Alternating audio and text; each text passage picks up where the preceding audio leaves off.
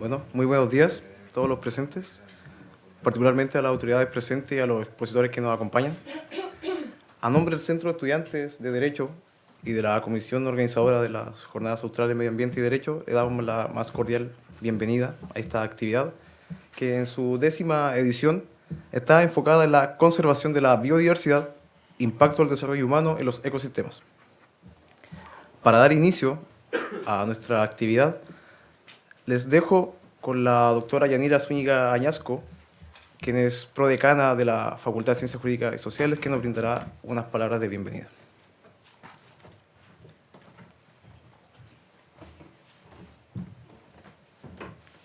Bien, muchas gracias. Bienvenidos todos y todas, en especial las autoridades universitarias, autoridades locales, profesores, profesoras, estudiantes, señores y señoras.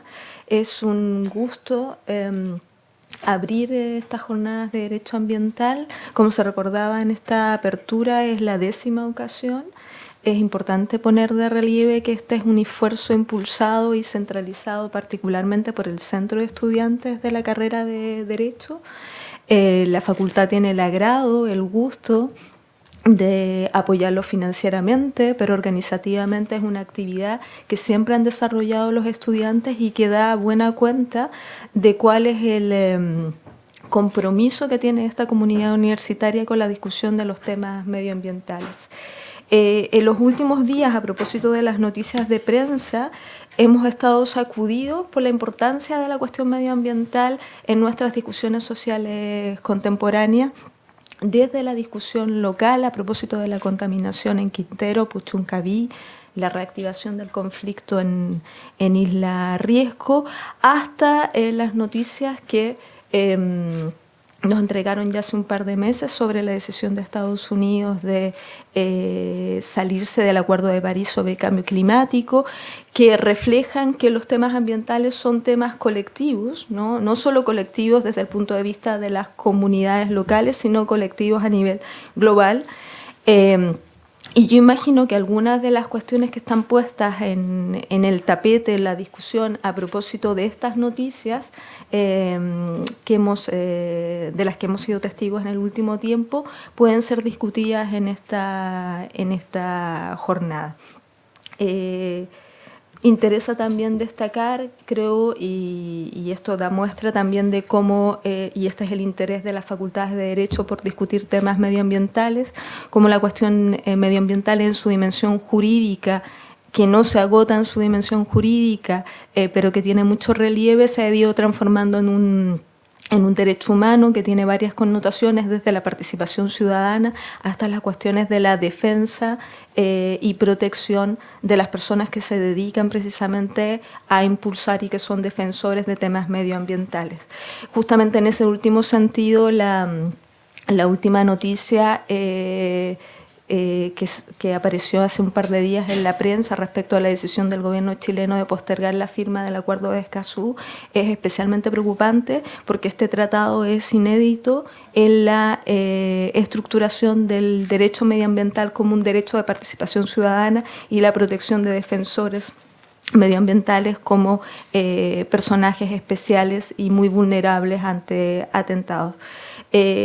Yo espero que, y estoy segura de que eso va a ocurrir, que en la medida de que el programa da cuenta de una expertiza variada, de enfoques multidisciplinares, la discusión que se va a producir hoy día va a ser una discusión especialmente nutritiva y de la que todos y todas vamos a sacar provecho. Les doy las gracias por su asistencia y les dejo entonces invitados al resto de la jornada. Muchas gracias.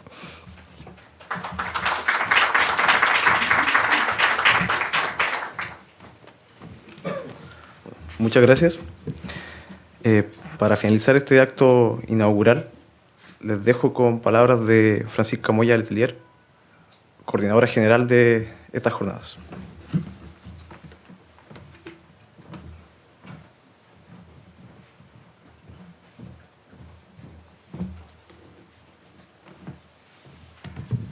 Bueno, gracias Francisco. Muy buenos días, vicerrector académico don Néstor Tadich, prodecana de la Facultad de Ciencias Jurídicas y Sociales, la doctora Yanira Zúñiga, miembros del Poder Judicial presentes, expositores invitados, académicos y estudiantes, señoras y señores. Sean cordialmente bienvenidos a estas 10ª Jornadas Australes de Medio Ambiente y Derecho. Es un honor ser parte de la comisión organizadora que celebra los 10 años de la actividad, la cual se ha realizado de forma ininterrumpida desde el año 2009, como respuesta a la necesidad de generar instancias de reflexión y debate sobre temas ambientales, que promovieran una visión interdisciplinaria de los esfuerzos que hace cada sector por avanzar en materia de conservación y la recuperación del medio ambiente. Las jornadas pretenden brindar ese espacio de retroalimentación. Por ello, cada año se ha tratado un tema distinto. Hemos tratado temas que van desde institucionalidad ambiental, la protección del agua, daño ambiental, cambio climático, energías renovables, hasta el día de hoy, entre muchas otras.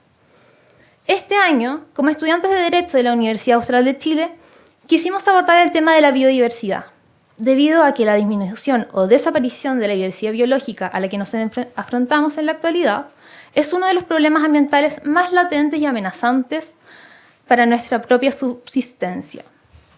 Es por ello que estas jornadas pretenden ser una instancia educativa que permita explicar aspectos como qué es la biodiversidad, cuál es la importancia de su conservación o cómo el ser humano ha reaccionado ante la pérdida de biodiversidad, entre otras cosas, y que nos permita tomar conciencia sobre los desafíos que tenemos nosotros como personas a futuro para ayudar a revertir esa situación. Al igual que en otros años, los paneles se componen de expertos en diversas áreas, permitiendo la expresión de diferentes perspectivas. A su vez, los paneles han sido organizados preveyendo una base de contenidos que va desde lo más general a lo más particular y local, para facilitar de esta forma una mejor comprensión por parte de los asistentes. Comenzaremos, solamente para ejemplificar lo anterior, con un panel que va a tratar sobre aspectos generales y finalizaremos con uno relativo a humedales. Para finalizar este discurso, quisiera agradecer a la Facultad de Ciencias Jurídicas y Sociales de la Universidad Austral de Chile, especialmente al decano de nuestra facultad, el profesor Juan Andrés Varas, y a los ministros del Tercer Tribunal Ambiental, los profesores Iván Hunter y Michael Hanke. Personalmente, también agradezco a los demás miembros de la comisión organizadora que han trabajado arduamente estos días. Dicho lo anterior, antes de finalizar, quisiera agradecer a nuestros auspiciadores: Rectoría, Secretaría General, Vicerrectoría Académica, Vicerrectoría de Investigación y Desarrollo y Creación Artística, Dirección de Servicios, la Unidad de Gestión Ambiental, la Dirección de Asuntos Estudiantiles, la Federación de Estudiantes de la Universidad, Facultad de Ciencias Jurídicas y Sociales, Arauco, BVH Abogados, Hernández Sanguetti Peris y Carnevali Abogados, Quintana Abogados y Riesgo y CIDA Abogados, y a nuestros patrocinadores, el Ministerio del Medio Ambiente, CEMI de Medio Ambiente de la Región de los Ríos, el CEM-UAT, el Centro de Humedales Río Cruces, CONAF y el Tercer Tribunal Ambiental de Chile, quienes confían cada año en nosotros para la realización de la actividad.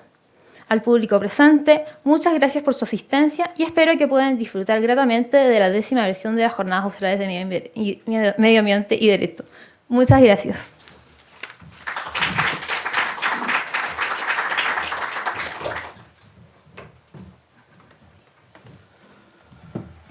Bueno, junto con agradecer las palabras de la profesora Yanira Zúñiga y de Francisca Moya, daremos inicio al primer día de exposiciones, comenzando con el panel sobre aspectos generales de la biodiversidad. Es por esto que invitamos a los expositores a que pasen adelante junto con nuestro moderador para dar inicio a este panel. Gracias.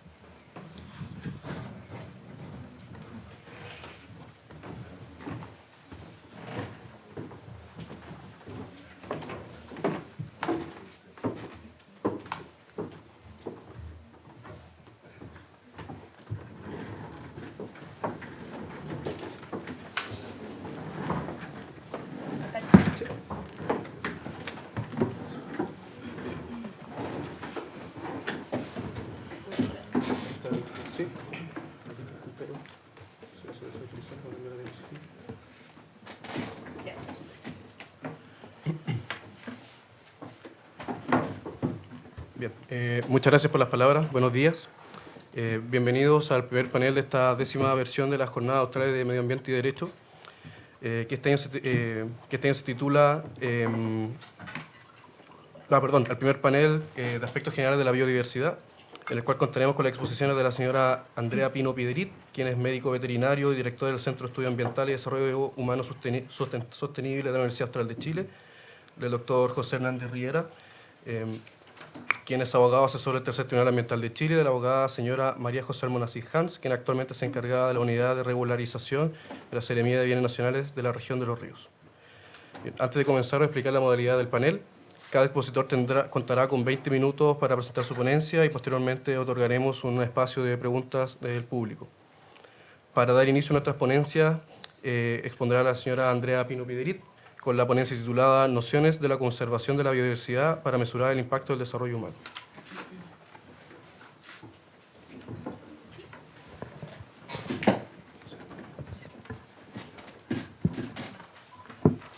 Hola, buenos días. Bueno, primero quisiera agradecer al Centro de Alumnos de la Facultad de Derecho, una actividad muy bien organizada, la verdad. Conozco la actividad desde sus orígenes y siempre he encontrado que los temas son no solamente contingentes, sino que además muy bien tratados durante las jornadas, no solamente por los expositores, sino que también por los moderadores. Quisiera agradecer a Yanira por su presencia acá y a Néstor Tadich también por acompañarnos en esta ocasión. Bueno, en la invitación que me hacen, me solicitaron que les presentara aspectos generales sobre la biodiversidad y sobre la conservación de la biodiversidad. Y en el transitar de la presentación estuve leyendo al comienzo sobre el uso y la eficiencia o eficacia de los argumentos sobre la conservación de la biodiversidad y en el fondo el logro de estos argumentos en el propósito de conservarla. En general, la opinión sobre el uso de estos argumentos va desde la presentación de lo catastrófico que es la situación actual respecto a la biodiversidad, el estado de la biodiversidad y la tendencia de la biodiversidad en su estado de conservación. Y a la vez, la relación que tiene la conservación de la biodiversidad con el bienestar humano. En general, se sugiere el uso de ambos argumentos y ahí me acordé de la campaña del sí y el no, y que probablemente fue uno de los motivos por los cuales la campaña del sí no prosperó, porque usó una campaña del terror a diferencia de la campaña del no. La presentación está estructurada de esta manera. La pregunta, ¿por qué conservar la biodiversidad? Es una pregunta bien sencilla y para todos resulta quizás lógica y fácil de responder, pero el comportamiento humano y las decisiones que tomamos nos acompañan de esa lógica. Entonces, para empezar, y la verdad es que sin conocer muy bien el público que asistía a las jornadas, voy a explicar un poco qué es lo que se entiende por biodiversidad, luego cuál es la relación que tiene la biodiversidad y el bienestar humano transitando en eso a través de los servicios ecosistémicos, cuáles son las amenazas a la biodiversidad y qué podemos hacer para favorecer la conservación de la biodiversidad hoy. Entonces, para responder, ¿qué entendemos por biodiversidad? Bueno, biodiversidad, tal cual lo dice la palabra, son las diferentes formas de vida y se ocupó estos dos gráficos. El primero, ¿se ve con él? No. El primero es un esquema que publicó Rossi y sus colaboradores el año 1994, donde expone la diversidad o biodiversidad en base a tres componentes, que es la diversidad estructural, la diversidad composicional y la diversidad funcional. Pero básicamente lo que me interesa que sepan es que la biodiversidad va desde los genes hasta los paisajes, siendo los genes la principal unidad molecular de la herencia, las especies, las poblaciones, las comunidades, los ecosistemas, los paisajes. Y cada uno de esos en su estructura, en su composición y en su funcionamiento. Al lado se puede observar una clasificación taxonómica que es a partir de una especie, una especie que es una rosa, y se puede observar cómo va creciendo la cantidad de especies al ir aumentando en su sistema de clasificación. Entonces, para entender por qué es necesario conservar la biodiversidad, tenemos que entender que la biodiversidad es una parte fundamental en las relaciones ecológicas y que la biodiversidad es la que permite que existan funciones y procesos ecológicos que se traducen en los servicios ecosistémicos, que actualmente han sido clasificados en 4 grandes grupos. Estos grupos son los servicios culturales, que se refieren a los beneficios no materiales que son obtenidos de los ecosistemas, a los servicios de provisión, que se refiere a los productos obtenidos directamente de los ecosistemas, como por ejemplo alimento, madera, etcétera. Los servicios de regulación, que son a partir de la regulación ambiental, a partir de los procesos ecosistémicos, por ejemplo, la regulación del clima, la regulación de los nutrientes y otros. Y los servicios de soporte-apoyo, que son todos los servicios necesarios para la producción de todos los servicios ecosistémicos, como el ciclaje de nutrientes, la fotosíntesis y la formación de suelo. Tengo 2 láminas que mencionan algunos de los servicios ecosistémicos. Uno está referido a los servicios ecosistémicos que soportan los bosques. Por ejemplo, el dosel del bosque y la hojarasca protege la superficie del suelo del poder erosivo de la lluvia. Los bosques proveen bienes como madera, alimento y medicina, ayudan a mantener el ciclo del agua y a estabilizar el clima local, proveen hábitat crítico para especies de plantas, animales y microbios, almacenan carbono y por lo tanto nos ayudan a ralentizar el cambio climático, purifican el agua actuando como un filtro, también unen el suelo o lo enlazan y evitan su erosión y representan grandes reservas de agua dulce a nivel subterráneo y también superficial.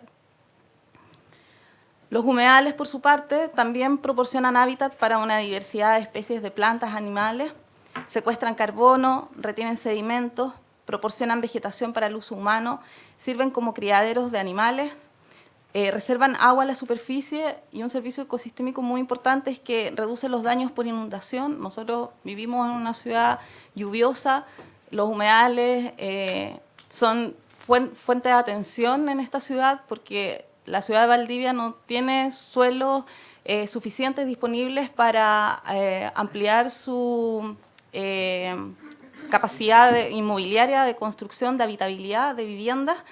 Por lo tanto, los humedales, en muchos de los casos, cuando no son clasificados dentro del plan regulador comunal como humedales, son rellenados y construidos sobre ellos, y los daños se observan, por supuesto, en las mismas viviendas que son construidas sobre ellos, ya que en realidad retienen más humedad, empiezan a haber más enfermedades respiratorias en las personas que habitan, pero también porque se pierden se llaman infraestructuras naturales cuando cumplen una función los ecosistemas urbanos, por ejemplo, de poder retener las inundaciones producto de las lluvias excesivas. Por lo tanto, los servicios públicos tienen que comenzar a invertir construyendo infraestructuras grises, se denominan, para poder manejar estos eventos de inundación, siendo un costo para el Estado. Este es un ejemplo de lo que pasó el año 1993 en una inundación en el verano. El ejemplo lo que muestra en la lámina arriba es una fotografía de 1991, ¿sí? Y la de abajo la de 1993. Lo que muestra es que este es el cuerpo principal del río y a los lados naturalmente debieran ser zonas inundadas, que son muy importantes para especialmente controlar estos eventos de inundación. Cuando ocurrió este evento de inundación, lo que pasó fue que el río se desbordó e inundó todo lo que se ve, esas manchitas, son granjas y son casas que están construidas. Y acá se puede ver lo que ocurrió. Después de este evento, estos estados decidieron planificar mejor la construcción urbana en sus ciudades y empezaron a establecer zonas buffer a los lados de los ríos para poder evitar estas pérdidas, porque hubo pérdidas humanas, pérdidas en bienes materiales de diferentes tipos. Esta lámina la puse solamente para graficar la complejidad que tiene la relación entre los diferentes servicios ecosistémicos y el bienestar de las personas. Finalmente se traducen en esto, les pido disculpas porque están en inglés, pero yo creo que son bastante lógicas y que todos tenemos contacto diariamente con la relación que existe entre la biodiversidad, los servicios ecosistémicos y nuestro bienestar. Uno de los más evidentes siempre es salud. Y bueno, ¿qué amenaza la biodiversidad? Quise poner este mapa, esta representación, porque se olvida un poco de lo que es norte, de lo que es sur, de lo que es arriba, de lo que está abajo, y representa de mejor manera los diferentes tamaños de las masas continentales, y también se puede observar con bastante facilidad cómo era antiguamente en lo que se denomina Pangea hace 250 millones de años atrás. Bueno, principalmente la sobrepoblación humana. Nosotros tenemos un crecimiento exponencial. Es cierto que en los países más desarrollados el crecimiento poblacional se va estabilizando, pero no es la situación mundial. El crecimiento poblacional y sobre todo los hábitos de consumo son una de las principales causas que provocan la degradación y extinción de muchas especies. Acá, por ejemplo, refiriéndonos a las zonas urbanas, este mapa es un mapa que grafica la expansión urbana en la ciudad de Valdivia. En 29 años, entre 1988 y el 2017, en la zona de coloración negra es el área urbana de 1988 y esta es la zona de expansión urbana. Lo que está en grisecito claro es lo que se proyecta, el crecimiento que se proyecta en Valdivia después del 2017. En total se ha expandido alrededor de 2.300 hectáreas, lo que representa un 41% respecto a la superficie urbana original. Y de esta superficie de expansión, que es más un 10% más o menos, ocurrió sobre zonas de riesgo de inundación, que es una manera de denominar a los humedales dentro del plan regulador comunal. Incluyo esta lámina para poder graficar no solamente la forma de expansión urbana, sino que también las amenazas que pueden representar para la biodiversidad, sobre todo en los ecosistemas de agua dulce, que nosotros denominamos comúnmente como humedales acá en la ciudad de Valdivia, ya que no solamente el relleno de los humedales, que implica la desaparición de los humedales, sino que también la presión humana directa que hay sobre estos ecosistemas en ciudades que están en continuo crecimiento. Nosotros usamos los humedales para verter nuestros residuos líquidos, ocupamos nuestros humedales con fines de uso turístico también, con fines de uso recreacional, con usos educacionales, etc. Se construyen diques, se construyen represas que también cambian los cursos naturales de las aguas.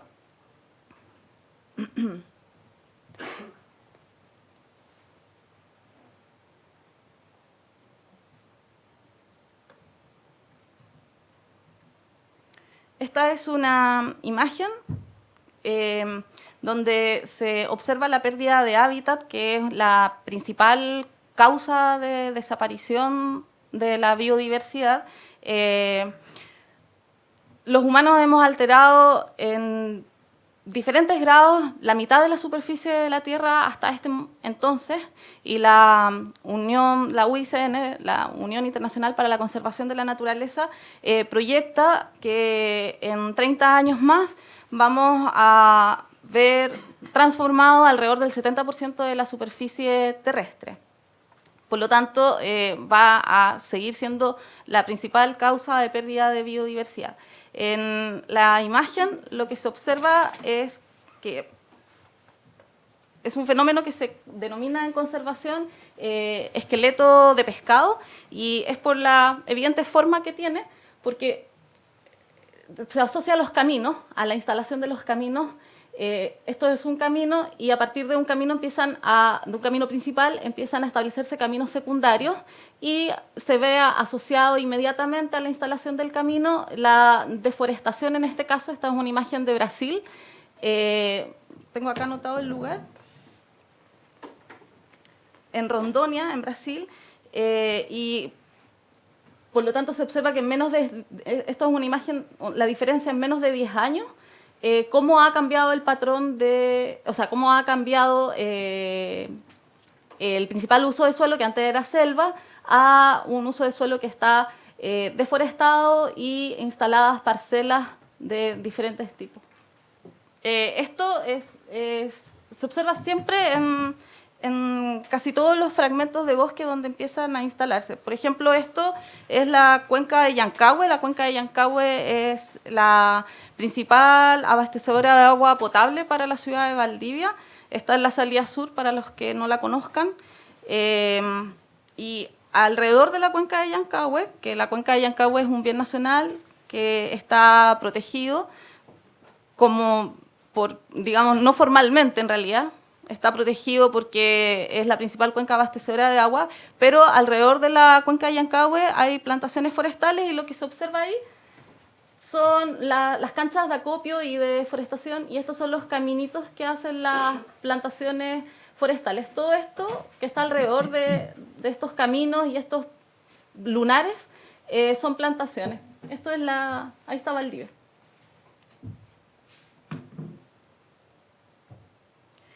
Otra causa de disminución de la biodiversidad es la sobreexplotación, y la sobreexplotación entendida como la cosecha, en el fondo, que ocurre a un ritmo en el cual se excede la capacidad de ese organismo de mantener su población.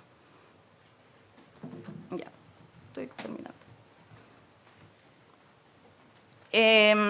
Pongo este mapa porque para representar el cambio de uso de suelo, esto es en la comuna de Panguipulli, es en el periodo entre 1998 y 2014. Una cosa es la deforestación y otra cosa es la degradación. En la deforestación se pierde el bosque, en la degradación pierde sus cualidades. Y pongo la comuna de Panguipulli porque la comuna de Panguipulli es una de las comunas que presenta en la región de Los Ríos la mayor superficie de bosque nativo en relación al tamaño de la comuna. No obstante, el bosque nativo que tiene es un bosque que está muy degradado, y principalmente por la historia forestal maderera de la comuna de Panguipulli. Y la degradación en Chile, la deforestación, ya no ocurre a las mismas tasas que ocurrían hasta los 90. La mayor amenaza en los ecosistemas de bosque hoy en día es la degradación, y en ecosistemas de bosque del sur de Chile las principales razones son la tala de bosque para uso de leña, principalmente, y también el ingreso de ganado a los bosques que provocan que los renuevos no puedan crecer. En el fondo crecen como bonsái, y eso se traduce en que no hay árboles grandes que sirven como semilleros para que el bosque se pueda regenerar. Entonces acá se puede ver que entre el año 98 y el 2014, el verde oscuro es bosque nativo adulto y el verde claro es bosque renovable. En general, los bosques nativos adultos están menos degradados, se consideran menos degradados que los bosques renovables. Y acá se puede observar, por ejemplo, este es el volcán Villarrica y este es el Chocuenco, cómo aparece un manchón tremendo de bosque renoval. Es decir, acá ocurrió un evento importante de degradación.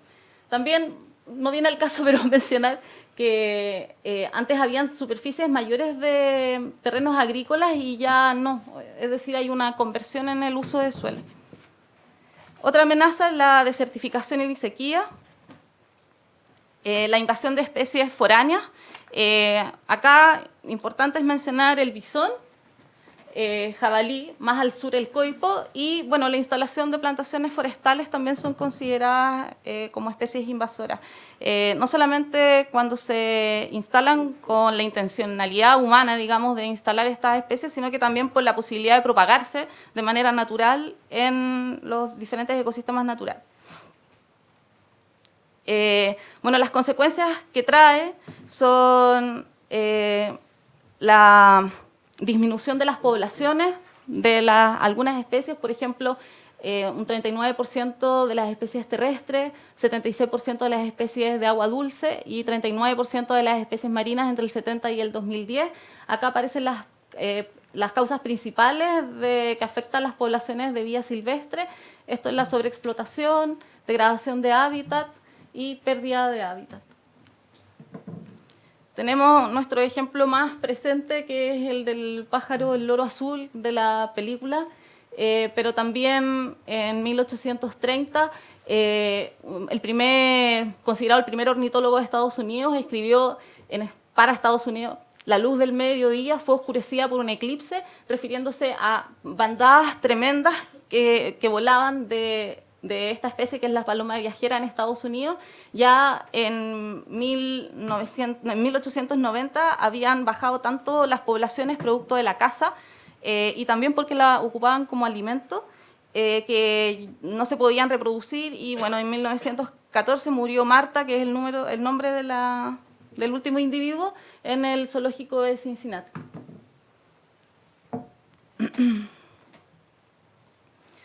Entonces, ¿por qué conservar?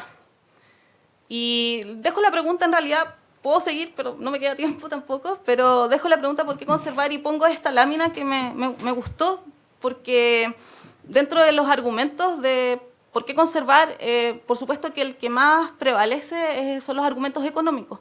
Cuando hay una razón económica detrás de la conservación de la biodiversidad, existe como más posibilidad de que sea efectiva la conservación. Sin embargo, como vieron, la diversidad de servicios ecosistémicos, no todos los servicios ecosistémicos son materialmente tangibles para las personas, por lo tanto no todos valoramos los servicios ecosistémicos y no les damos las mismas prioridades. Entonces, los servicios ecosistémicos de soporte, que eran esos tres y que son los que soportan todos los otros servicios ecosistémicos, por lo general pasan desapercibidos cuando se hacen estas valoraciones económicas de los servicios ecosistémicos. Entonces, no solamente existen razones económicas para conservar, sino que también existen razones éticas y razones religiosas. Muchas gracias.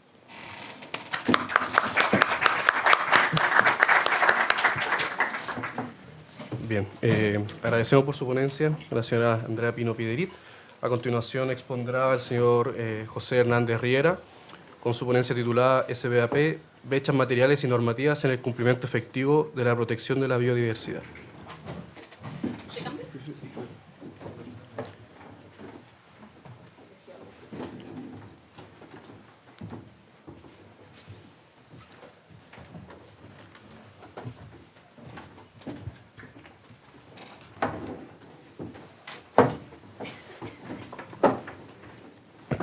Aló, hola, buenos días. Quisiera también agradecer la invitación que me han hecho a exponer en estas 10ª jornadas y quería, sin más preámbulo, partir con el tema. En mi caso, en mi experiencia personal, yo fui funcionario durante 4 años de la Superintendencia de Medio Ambiente en Santiago y efectivamente la posición que adopta un funcionario o un abogado o ingeniero es bien distinta estando dentro de un servicio público que estando desde fuera. Estando dentro del servicio público, uno tiene necesariamente que lidiar con un fenómeno que se llama restricción presupuestaria. Hay un grupo determinado, una cantidad determinada de actividades que materialmente se pueden realizar para fiscalización, y en el caso del futuro servicio de biodiversidad y áreas protegidas, para la protección de las áreas protegidas. Y desde el punto de vista de ese servicio, él solo puede hacer lo que puede hacer con el dinero que le dan, no puede hacer más. Y lo que trato de exponer acá es que existe una brecha gigantesca en financiamiento a la función que se espera de los servicios públicos para la conservación del medio ambiente y de la biodiversidad. En ese sentido, la anterior expositora planteó efectivamente lo valioso que es la biodiversidad, el medio ambiente, por qué es necesario conservarlo, por qué este enfoque de los servicios ecosistémicos es capaz de revelar ciertos valores que bajo una visión de economía tradicional no se observan. Y efectivamente, como ella termina, dice que es necesario protegerlos por razones jurídicas, por razones al principio económicas, jurídicas, pero también por razones éticas e incluso religiosas. Y en eso estamos, yo creo, casi todos de acuerdo. El problema es cómo lo hacemos y con qué dinero lo hacemos. En el caso patrio nacional, el esquema que tiene esta exposición es exponer cuál es el diagnóstico institucional actual del Sistema Nacional de Áreas Protegidas, de manera muy breve, en algunos aspectos normativos muy básicos, pero sobre todo los aspectos financieros, y también el diagnóstico institucional del futuro servicio de biodiversidad y áreas protegidas, también aspectos normativos y financieros, pero muy simples, y hablaré sobre un tema que yo denomino insinceridad regulatoria, que es la falta de transparencia y la falta de evaluación independiente al momento de calcular y determinar los costos en que va a incurrir la administración para hacer una protección efectiva de lo que se pretende proteger con la regulación. Yo quiero, por ejemplo, proteger los humedales y, por lo tanto, establezco una ley muy ambiciosa, pero creo un servicio que tiene 10 funcionarios y le doy $1.000.000 de pesos. Entonces, después viene un recurso de protección o un recurso de reclamación ante el Tribunal Ambiental, y el funcionario que está ahí adentro, que tiene mucho compromiso y que valora muchísimo su función, está humanamente impedido de hacer lo que por ley tiene que hacer. Entonces, ¿cuál es el diagnóstico institucional que hay del actual Sistema Nacional de Áreas Protegidas? En cuanto a los aspectos normativos, hay una discusión acerca de las categorías de conservación. No quiero entrar a especificar cuáles son, pero respecto a las categorías de conservación se aprecia de que no son todo lo consistente que deberían ser con la categorización que tiene la organización o la UICN. También respecto a los instrumentos de gestión se consideran que son relativamente insuficientes y hay problemas en cuanto a los organismos, las competencias y la coordinación que hay entre ellos. Hoy en día hay organismos como CONAF que están encargados de algunos aspectos de biodiversidad, el SAC, también Directemar de alguna medida con las áreas protegidas marinas. Y respecto a los aspectos financieros hay un diagnóstico acerca de la valoración económica del Sistema Nacional de Áreas Protegidas y una discusión acerca del presupuesto ideal que debería tener el servicio versus el presupuesto real que tiene los servicios para la conservación de biodiversidad. Entonces, en este diagnóstico que hace esta línea de investigación, que es un programa que se llama GEF-SNAP, que fue liderado por el Ministerio de Medio Ambiente como el Programa de Naciones Unidas para el Desarrollo, y GEF, que es una agencia alemana sobre, si no recuerdo mal, también sobre financiamiento a investigación, se recomienda homologar las categorías de conservación a las categorías que recomienda la UICN. Hay que homologar la estructura de los planes de manejo en general. De nuevo, esto es muy, muy por arriba.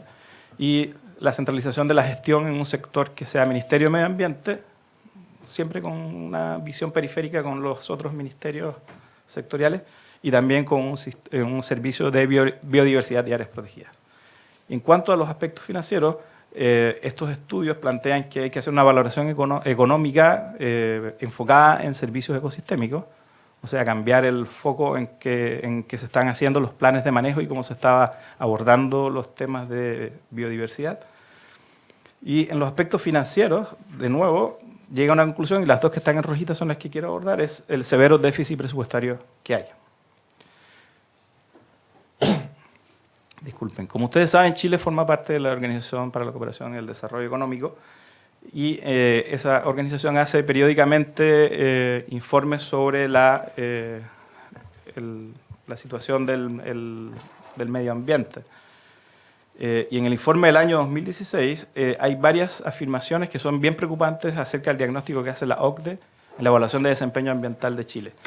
Primero es que la totalidad de los fondos disponibles promedia $1,3 por hectárea de área protegida al año. Y esta cifra es significativamente menor al gasto de otros países de América del Sur.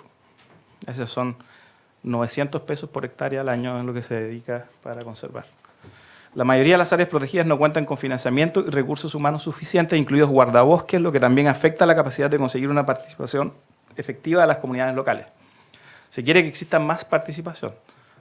Y en eso yo no estoy en contra de que haya más participación. Es necesario que haya más participación, pero que haya más participación implica que se tiene que gastar dinero en que la participación sea efectiva. Tiene que ir un funcionario, tiene que explicarles, y ese funcionario gasta tiempo, o invierte tiempo, e invierte dinero. Pero cuando él hace eso, está dejando de hacer otras cosas. Eso es teoría económica básica, costo de oportunidad. Entonces, aumenta la participación, pero no hay recursos para aumentar efectivamente la participación. Se espera que para el año 2030 se hayan revisado los planes de gestión y desarrollado programas de monitoreo sistemático del 60% de las áreas protegidas. Por lo tanto, es probable que Chile no cuente con sistemas operativos de gestión y administración de todas las áreas protegidas hasta el año 2050. En el proyecto de ley sobre el SBAP se prevé un aumento del financiamiento, aunque no hasta el nivel que se considera necesario en estudios independientes. Se plantea que los presupuestos para las áreas protegidas solo permitan realizar actividades de gestión básica y limitan gravemente la posibilidad de llevar adelante una administración eficaz. Figueroa, el año 2012, estimó que se requeriría una inyección adicional de $35 millones anuales para financiar un mejor sistema de áreas protegidas que incluya un mayor cumplimiento de los planes de gestión y un monitoreo integral de las especies. Entonces, el déficit que plantea la OCDE es que un déficit de $35 millones, comparado con el presupuesto que se indicó ayer, antes de ayer, que son $75.000 millones, parece que no es una suma muy tampoco descabellada. Y la recomendación de gobernanza y marco normativo que hace la OECD es aprobar el proyecto de ley de creación del SBAP y acelerar su implementación, punto y coma, asegurar que el servicio propuesto disponga de recursos financieros y humanos adecuados para el cumplimiento de su mandato. Entonces, todos estamos de acuerdo que hay que protegerlo, estamos de acuerdo de lo valioso que es y estamos de acuerdo de que para eso hace falta dinero. ¿Qué dice Figueroa al año 2012? Dice que es posible estimar el presupuesto anual de gastos para el sistema de manejo de áreas protegidas, o el servicio de manejo de áreas protegidas era el nombre que tenían ellos tentativamente, en los 3 escenarios proyectados. Pero la modelación no incluye gastos de monitoreo para la conservación. Las brechas financieras estimadas son brechas piso.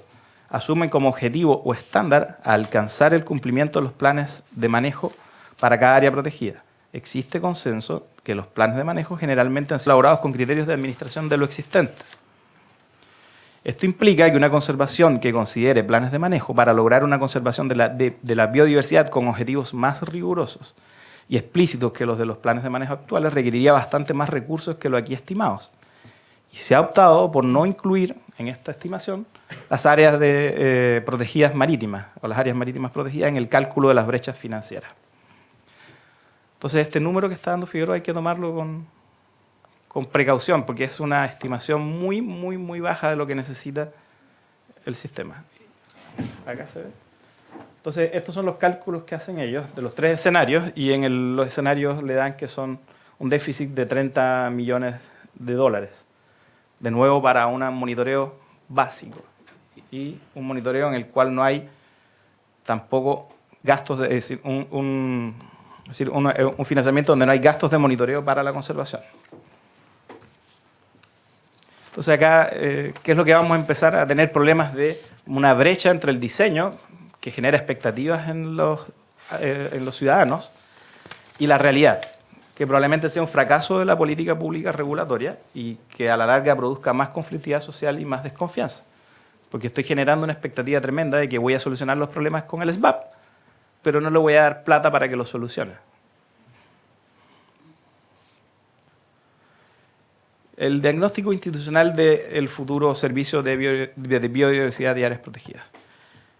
Está enfrentando un escenario, o va a enfrentar seguramente un escenario de restricción presupuestaria peor al que existe actualmente. El presupuesto anual para el SBAP tiene un déficit de $35 millones, según el cálculo que hizo Figueroa, que no consideró las áreas protegidas marítimas y que asumió que los planes de manejo son homogéneamente básicos y excluyó los monitoreos de especies. Pero si recuerdan, el gobierno anterior aumentó exponencialmente la superficie de áreas protegidas terrestres. Por lo tanto, este cálculo ya hay que ajustarlo. Tampoco tuvo en cuenta, es decir, que el presupuesto, porque es un cálculo de 2012, de 2018 disminuyó el aporte estatal para el Sistema Nacional de Áreas Silvestres Protegidas en 7,9%. O sea, disminuye en el año 2018 y este año va a disminuir también. El Estado está aportando cada vez menos para la protección de la biodiversidad. Entonces, lo que va a haber es un agravamiento del severo déficit presupuestario. El déficit que se calculó no incluye las áreas marítimas protegidas, cuya superficie pasó de un 4,3% al momento del estudio a un 42,4% en el gobierno anterior. Asumiendo que no hay financiamiento estable, se estima que para el 2020 el financiamiento de estas áreas marítimas protegidas podría llegar a 5,2 millones de dólares anuales, cuando se necesitan 11,1 millones de dólares para cobertura básica, por lo que hay una brecha del 53%, y esto es una cifra que declaró el gobierno anterior en un estudio que está disponible en la página del Ministerio de Medio Ambiente. Pero como este financiamiento depende de la discusión del presupuesto, si no se llegan a dar esos fondos, la brecha va a ser de un 97%. Entonces, ¿cuál es el resultado evidente? Es que va a haber un agravamiento del severo déficit presupuestario que hay para la cobertura básica. O sea, tenemos, con la nueva ley vamos a tener una esperanza y obligaciones que debería tener la administración mucho más alta. O sea, tengo que dar más prestaciones como administración, tengo que más áreas protegidas que vigilar, más áreas protegidas que gestionar, instrumentos de gestión nuevos para gestión de especies exóticas invasoras, gestión de especies en peligro, etcétera, pero con un poquito más de financiamiento del que había antes. Por lo tanto, lo más probable, en mi humilde opinión, es que eso vaya probablemente a una situación de desencanto y de brecha entre expectativa y realidad. Otro problema que se enfrenta al servicio, y que lo enfrenté yo cuando estaba en la Superintendencia de Medio Ambiente, era el costo de oportunidad. Ante una mayor restricción presupuestaria, el aumento de superficie de áreas protegidas y la dictación y revisión de estos planes de manejo de áreas protegidas va a traer como resultado inevitable que aumente la necesidad de sacrificar alternativas. Entonces, si yo antes revisaba 8 planes de manejo y ahora me ingresaron 5 nuevos planes de manejo, pues el tiempo no me va a dar. Si sigue siendo funcionario, el tiempo no me va a dar. Voy a tener que dejar de hacer algo para poder hacer lo nuevo.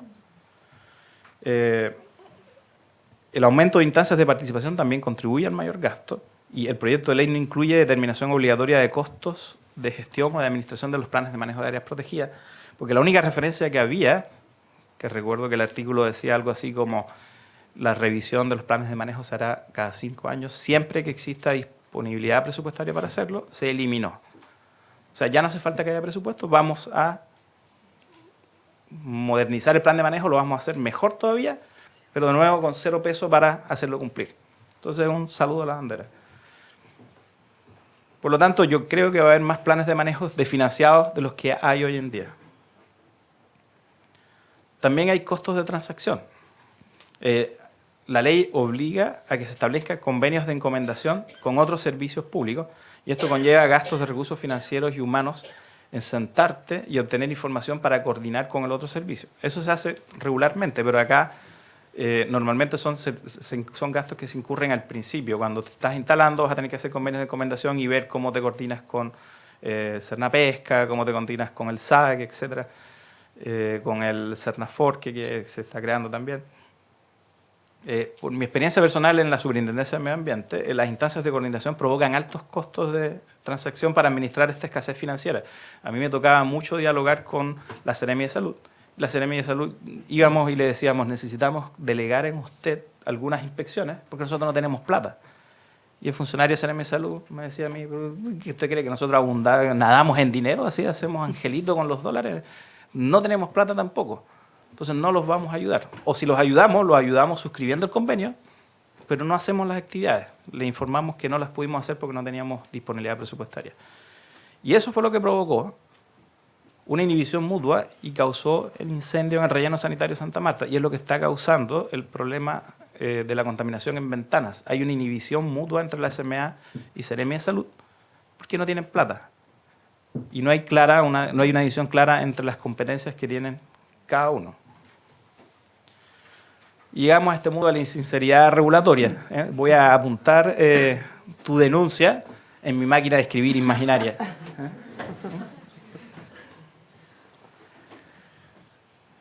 No es broma, en serio. La SMA, les cuento, yo sé que no tiene que ver con biodiversidad, pero tiene que ver con el tema de la gran brecha que hay entre realidad y expectativa. El año entre fines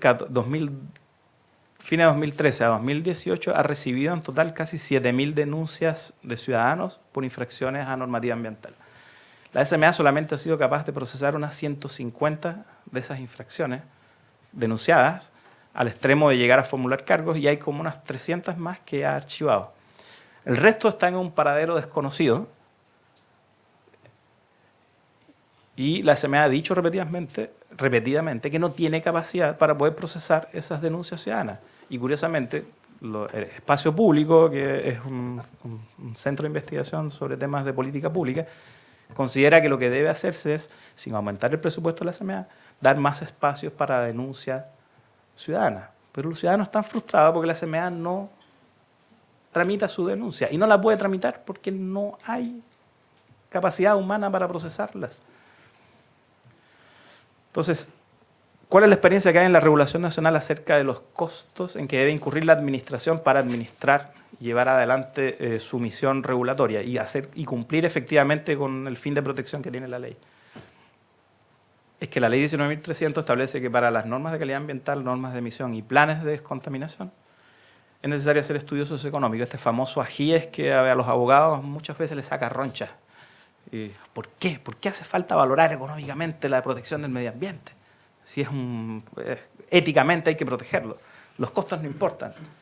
Y efectivamente, los costos de protegerlo probablemente del valor que tiene es tan alto que tú dices hay que protegerlo a toda costa.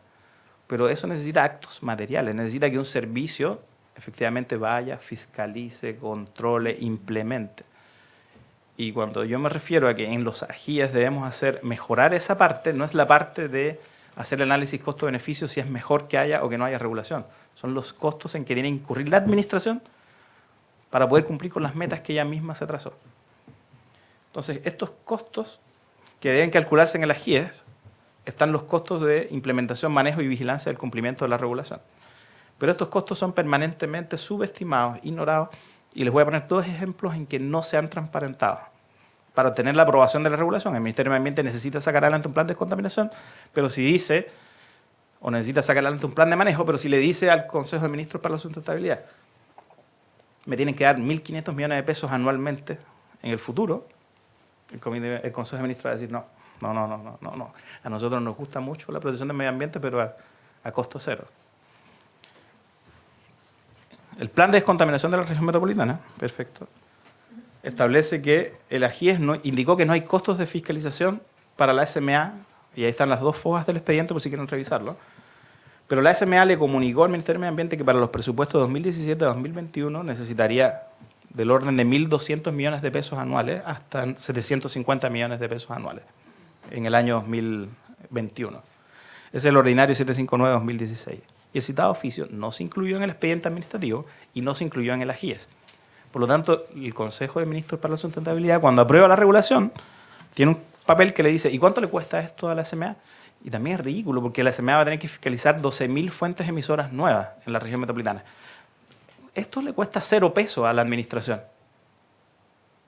Aprobado. Y se aprobó el plan de descontaminación. Probablemente sea de nuevo un fracaso. En el caso de Valdivia, la norma secundaria de calidad ambiental de Valdivia, el AGIES de Fojas 35.063, que se hizo después de la anulación de la norma de calidad por el Tribunal Ambiental, que también sacó muchas ronchas, dice que necesita la Superintendencia de Medio Ambiente 80, antes decía que no necesitaba plata, ahora con el nuevo AGIES dice sí, necesita 80 millones de pesos anuales, 364 horas horas funcionarios para el tema de género, pero que advirtió que estos, y cito, no son en la realidad costos adicionales para el Estado, ya que no es práctica habitual la contratación de personal nuevo, sino que se añade a la carga laboral actual de los funcionarios del servicio correspondiente. ¿Cómo se corrige este problema? más allá de dar el dinero. Pero el tema de la insinceridad regulatoria es el establecimiento de una instancia independiente para revisar la calidad de estos ajíes y en el caso de que se modifique el proyecto de ley del SBAP y se incluya una instancia para calcular el costo financiero que va a tener para la administración llevar adelante la implementación de los planes de manejo de áreas protegidas, esa instancia debe revisar la calidad de lo que se presenta y tiene que ser una instancia independiente.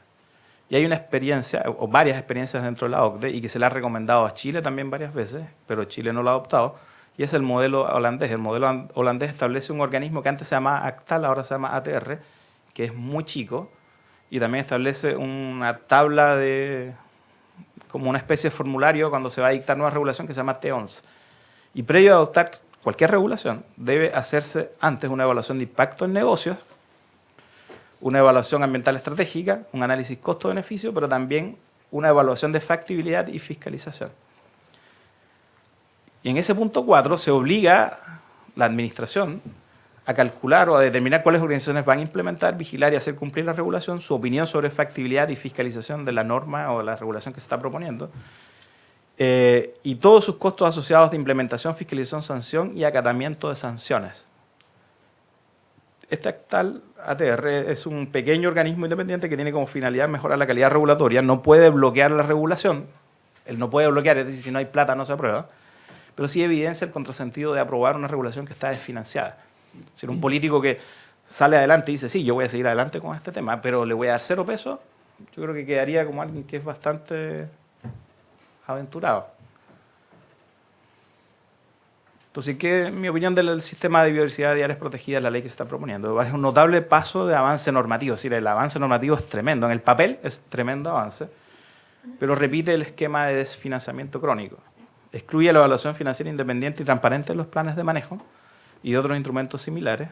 La situación base actual va a mejorar porque se le va a inyectar más plata, pero como hay más expectativa ahora con el nuevo sistema, entonces la brecha va a ser mucho más alta entre expectativa y realidad, lo que puede profundizar desconfianza a largo plazo o mediano plazo y conflictividad. Este tema de la sinceridad y transparencia en la determinación de los costos administrativos es crucial para que se alcance el objetivo de la política pública a través de una regulación factible de aplicar. Y también que la protección efectiva de la biodiversidad depende muchísimo más de su financiamiento adecuado que de disponer un amplio abanico de regulación que está desfinanciada. Yo puedo tener 70 instrumentos de estudio ambiental, pero si tengo 0 pesos para implementarlo, es un tigre de papel. Y yo creo que eso es por lo que hay que luchar, exigirle a los políticos que sean responsables o que cumplan su palabra. Si usted quiere proteger, proteja con las normas y con el financiamiento necesario para poder hacer efectivo ese fin de protección que tiene la normativa. Muchas gracias. Esa era mi...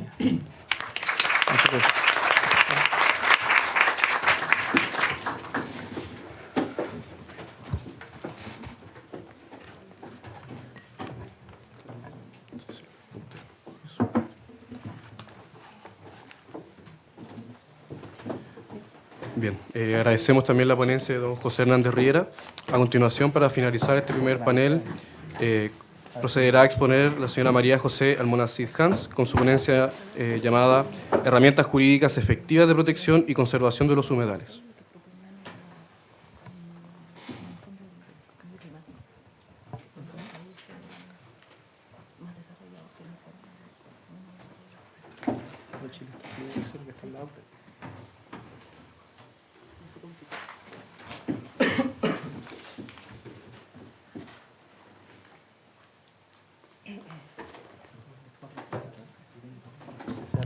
Buenos días.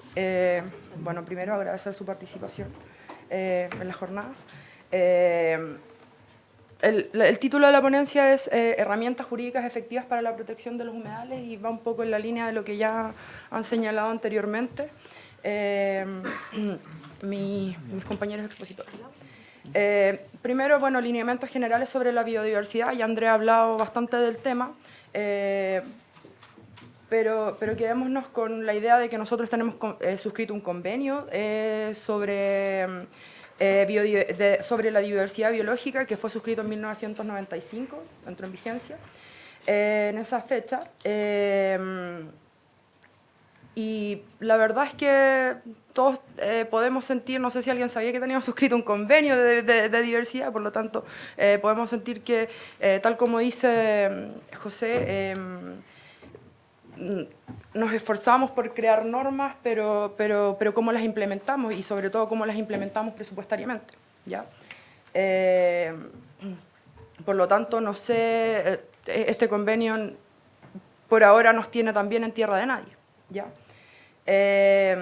Nadie duda sobre la necesidad de una nueva institucionalidad para la gestión de áreas protegidas en Chile, que ha sido discutido cómo hacerlo.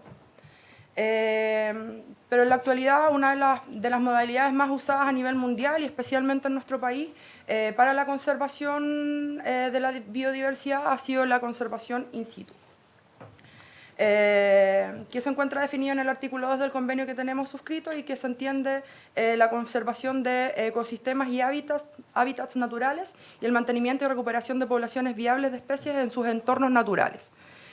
Y en el caso de especies domesticadas y cultivadas en los entornos en que hayan desarrollado sus propiedades específicas. En Chile, ¿qué tipos de áreas protegidas tenemos que protegen la biodiversidad? Tenemos una gran tipología de áreas protegidas, pero solo estas son las que se preocupan de proteger la biodiversidad. Son los parques nacionales, las reservas nacionales, monumentos naturales, las reservas de regiones vírgenes, los santuarios de la naturaleza, parques marinos, reservas marinas y áreas marinas costeras protegidas. Mucho se ha hablado, lo dejo planteado aquí, de que la forma correcta de protección de los humedales sería declararlos santuarios de la naturaleza. Más adelante me voy a explayar en el punto de si es la herramienta correcta o no. Por ahora voy a pasar a definir, también se ha hablado mucho de que no existe un concepto de humedal, que el problema para la protección de los humedales es que no existe un concepto, no existe un concepto de humedal, y ha sido repetido por nuestras autoridades sistemáticamente.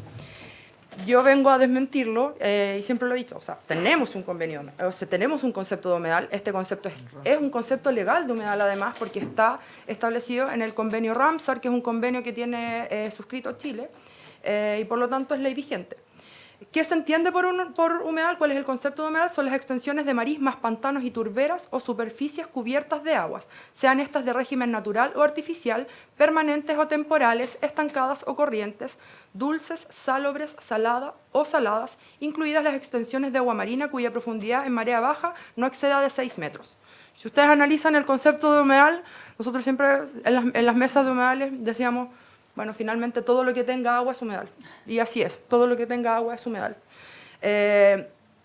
Hay quienes han criticado este concepto por ser demasiado amplio. Yo creo que es un concepto bastante bueno porque nos permite trabajar sobre él, ir acotando para poder proteger. Por lo tanto, yo creo que este concepto es bastante completo al ser muy amplio. Precisamente este problema y quedarnos en decir es que no tenemos un concepto de humedal es lo que nos ha causado un problema. ¿Para qué los queremos conceptualizar? O sea, ya tenemos un concepto, ya existe.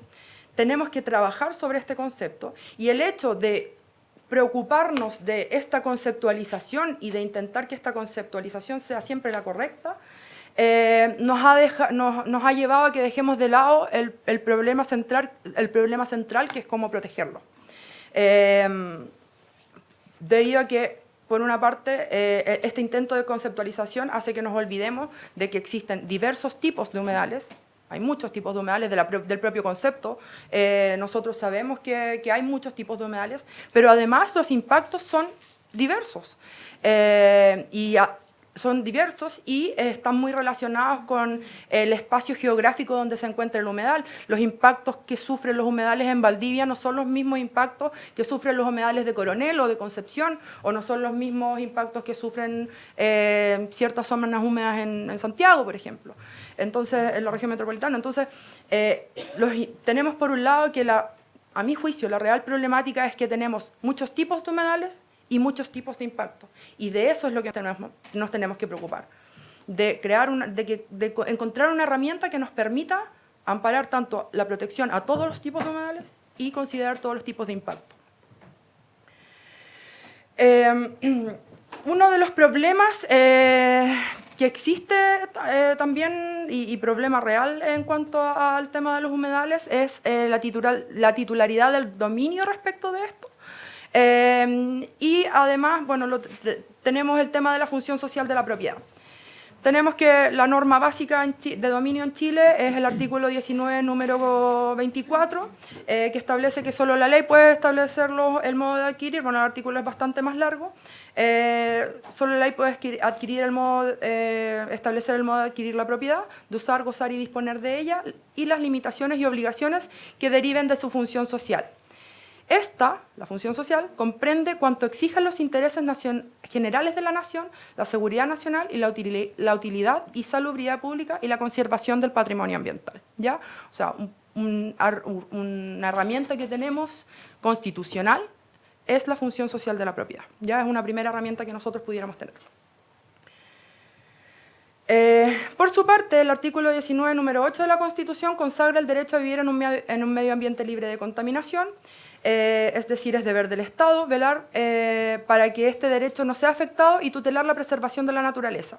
La ley, y acá me quedo con la ley, es importante, la ley podrá establecer restricciones específicas al ejercicio de determinados derechos o libertades específicas para proteger el medio ambiente. O sea, tenemos que, efectivamente, una herramienta es la función social de la propiedad, pero solo la ley puede establecer limitaciones al ejercicio de la propiedad. Este tema es el que ha ocasionado más problemas y obstáculos para la correcta protección y conservación y uso racional de los humedales. Esto ya que por expresa disposición de la ley, si nosotros nos vamos a la teoría, el dominio de las aguas debiera pertenecer o pertenece al Estado en calidad de bienes nacionales de uso público, tal como lo establece el Código de Aguas, y a los particulares respecto de las aguas solo se les reconoce un derecho de aprovechamiento sobre ella. Por tanto, tenemos que en principio, los humedales debieran ser bienes nacionales de uso público. En la práctica nos encontramos con un problema, ya que tratándose de aguas corrientes, es decir, aquellas que escurren por causas naturales o artificiales, el alveo o causa natural es de dominio público, ¿ya? En cambio, tratándose de aguas detenidas, es decir, las acumuladas en depósitos naturales o artificiales, el alveo o causa natural es de dominio privado. Por tanto, una cuestión relevante de definir en el tema de los humedales para ver qué limitaciones podemos interponer y qué naturaleza jurídica tienen su propiedad, es determinar si las aguas son corrientes o detenidas. Es lo primero que tenemos que saber.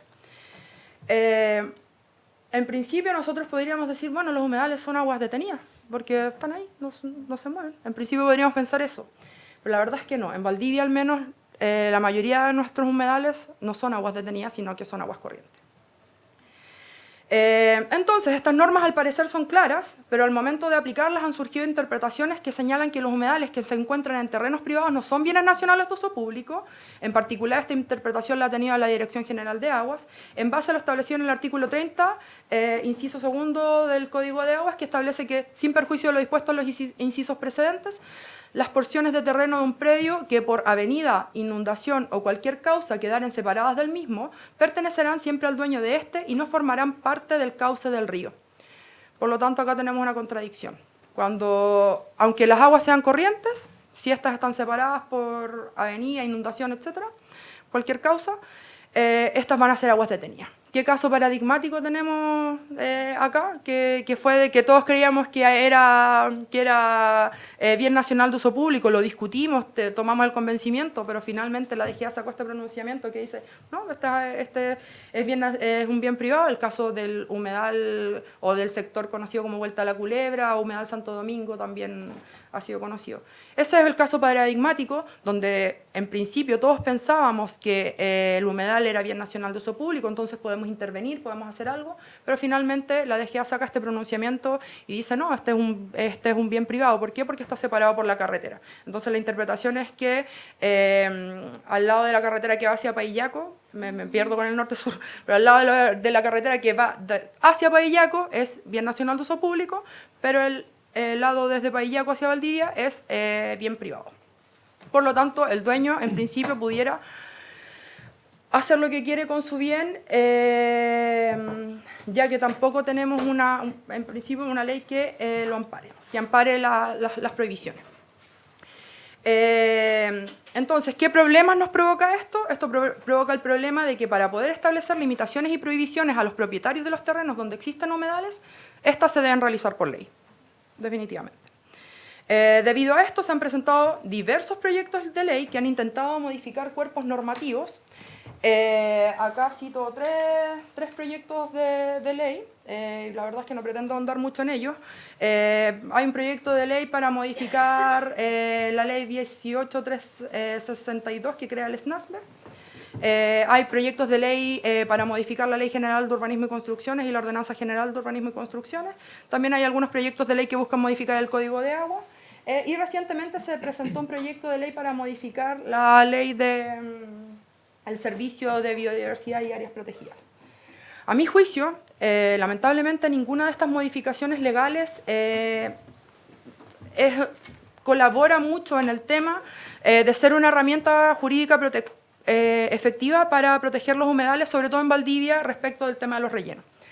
¿Por qué? Primero, porque como pueden ver, todos estos modifican cuerpos legales específicos y puntuales. Y volvemos al mismo tema. O sea, este problema lo tenemos por la gran dispersión normativa que podemos encontrar respecto a la protección de los humedales.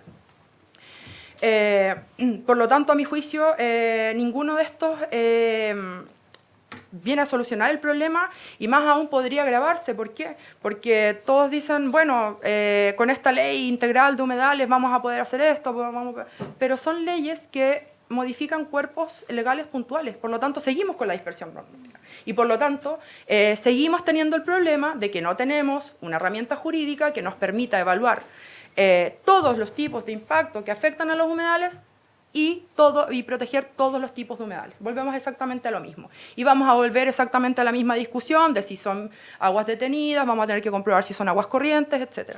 Por lo tanto, nos deja en el mismo problema. ¿Cuál sería el problema de modificar el Servicio de Biodiversidad y Áreas Protegidas? Si bien, volvemos a lo mismo, si bien esta ley contempla limitaciones, estas limitaciones nuevamente se dirigen siempre a los humedales protegidos por Ramsar o los que son áreas protegidas por ley. Por lo tanto, volvemos exactamente a lo mismo. O sea, van a quedar humedales fuera, no vamos a poder protegerlos a todos, no vamos a poder evaluar todos los tipos de impacto porque están estableciendo prohibiciones, pero no nos están permitiendo evaluar todos los tipos de impacto, ¿ya? Por lo tanto, a mi juicio, ninguno de estos proyectos soluciona el problema y además, otro punto que ha sido tocado por José, es que la vía de intentar darle más funciones a los servicios, más prohibiciones que estos servicios tengan que fiscalizar, finalmente nos lleva a que sea letra muerta, porque usualmente estas modificaciones no vienen acompañadas con una modificación presupuestaria que le otorgue más presupuesto al servicio para poder fiscalizar o para dar un uso racional a las áreas protegidas, ¿ya? Por lo tanto, a mi juicio, ninguna de estas normas viene a solucionar el problema.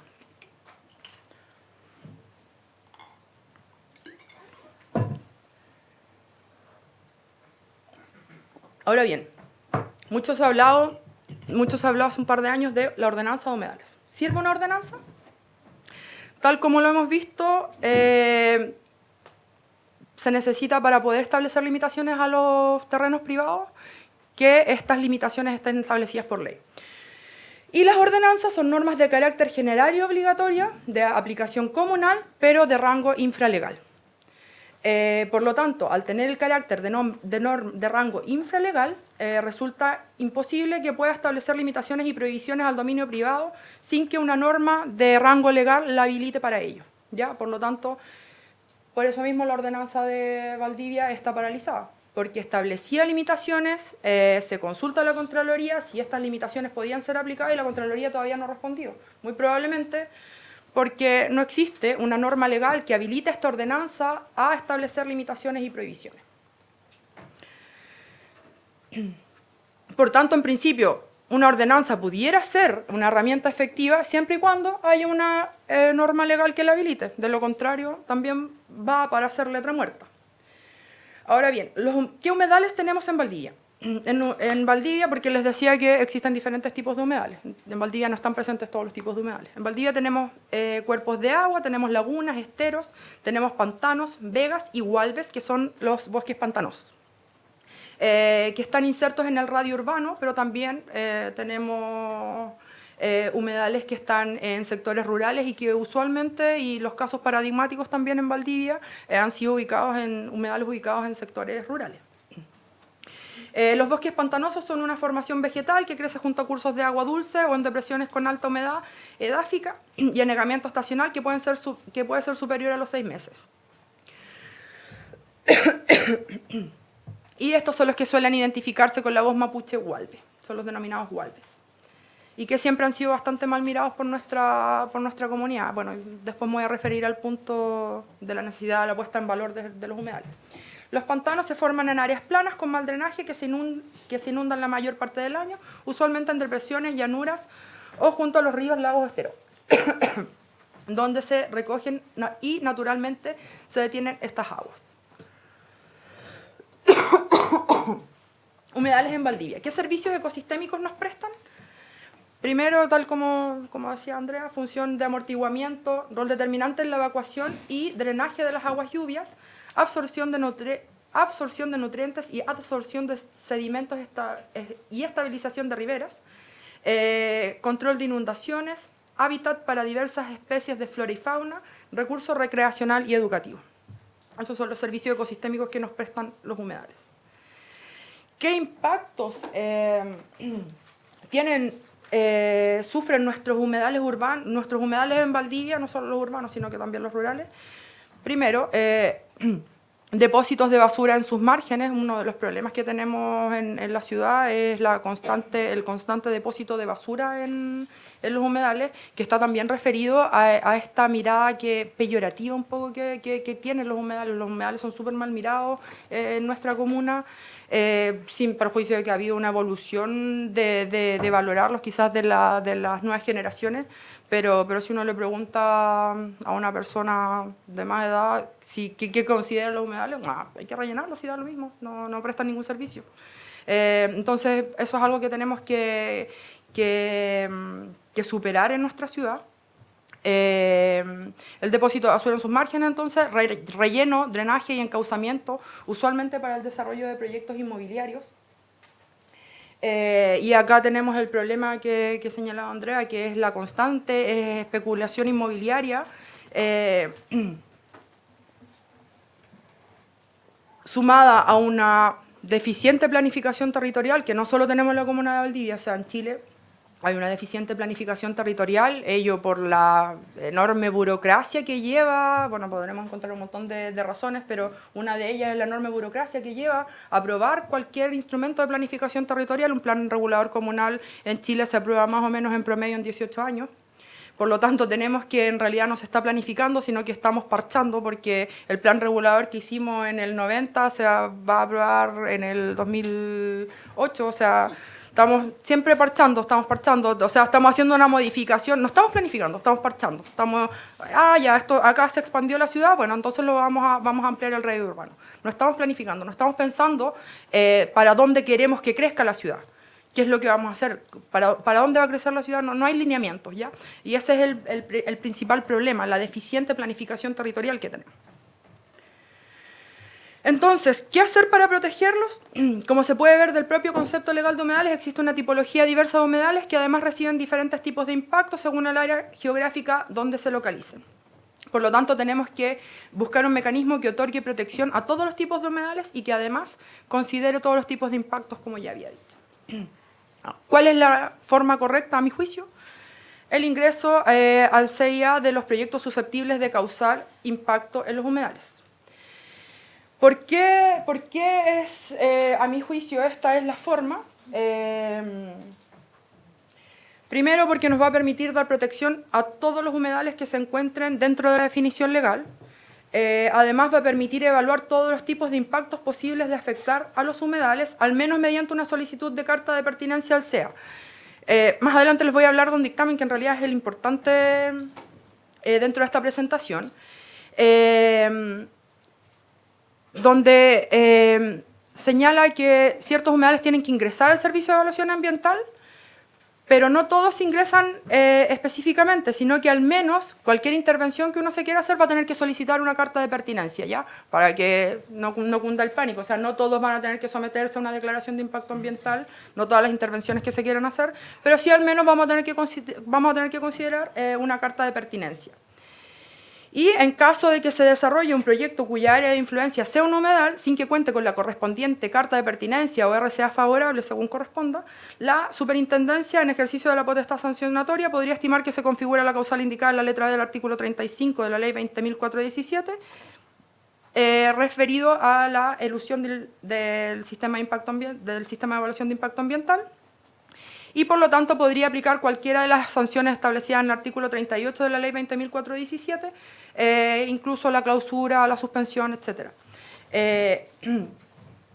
Y esto es importante, ¿por qué? Porque al principio, cuando ocurrió todo el problema de este humedal paradigmático ubicado en el sector Vuelta de la Culebra, la Superintendencia de Medio Ambiente inició un procedimiento sancionatorio que terminó en nada, porque ellos estimaban que no se configuraba evaluación al sistema de evaluación de impacto ambiental, ¿ya?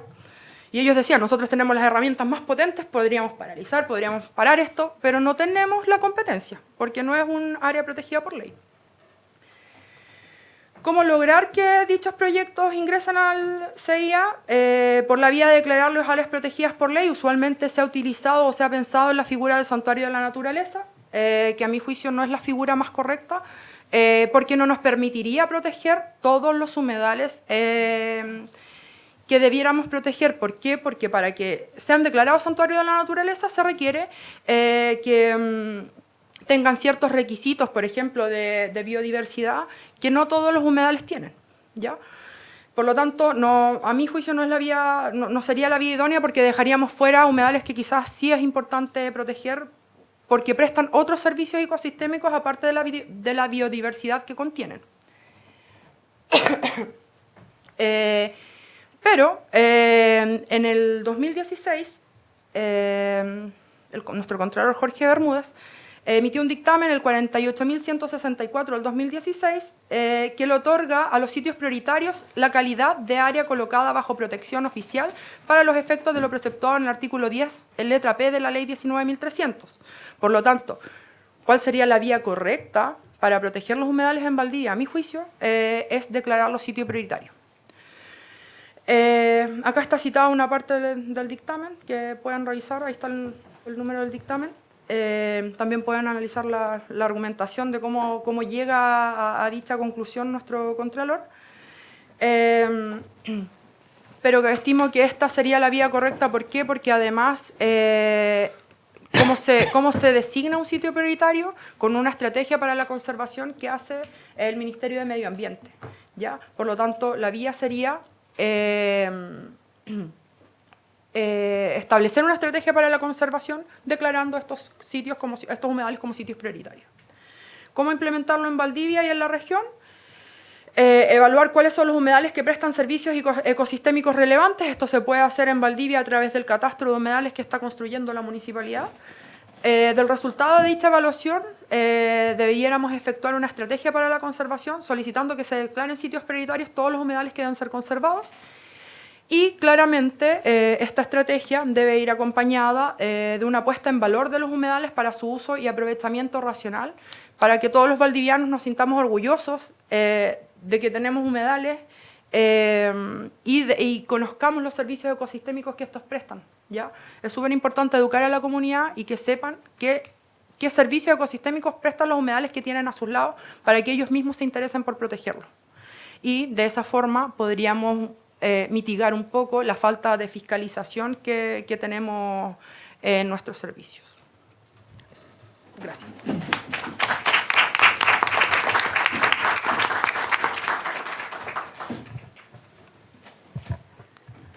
Muchas gracias a la señora María José Almonacid.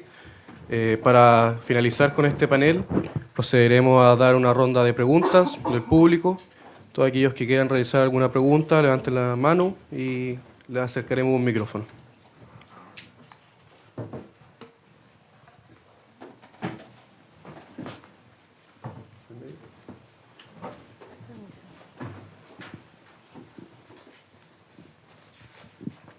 Hola, tengo una pregunta súper cortita, que es, al declarar los sitios prioritarios, ¿cómo es la figura si entra en vigencia el SBAP? Porque hay algunos que se van a homologar a las categorías, pero otras áreas van a quedar fuera. No sé en este caso cómo va a ser. ¿Te refieres a cómo compatibilizar? Es que el SBAP va a homologar las categorías que hoy existen de conservación, que son muchas, las va a homologar algunas van a quedar fuera, como la SOIT, por ejemplo. Entonces, no sé si esta figura de... ¿cómo dijiste que se llama? Sitios prioritarios para la conservación. Sí, eso no sé si entran en la nueva, en el SBAP. Entonces, esa es mi pregunta, ¿cómo está en discusión ahora? Yo entiendo que no. Pero lo importante de este dictamen es que con una argumentación bastante acuciosa, yo los invito a que lo revisen porque es bastante bueno, cierra muy bien el círculo de argumentación de por qué estos sitios prioritarios tienen que ingresar al sistema de evaluación de impacto ambiental. Entonces, con solo este dictamen, nosotros podríamos exigir que cualquier sitio prioritario ingrese al sistema de evaluación de impacto ambiental, sin importar qué vaya a pasar con las... Ok, gracias.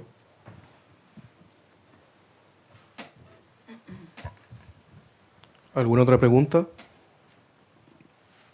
¿Por acá? No.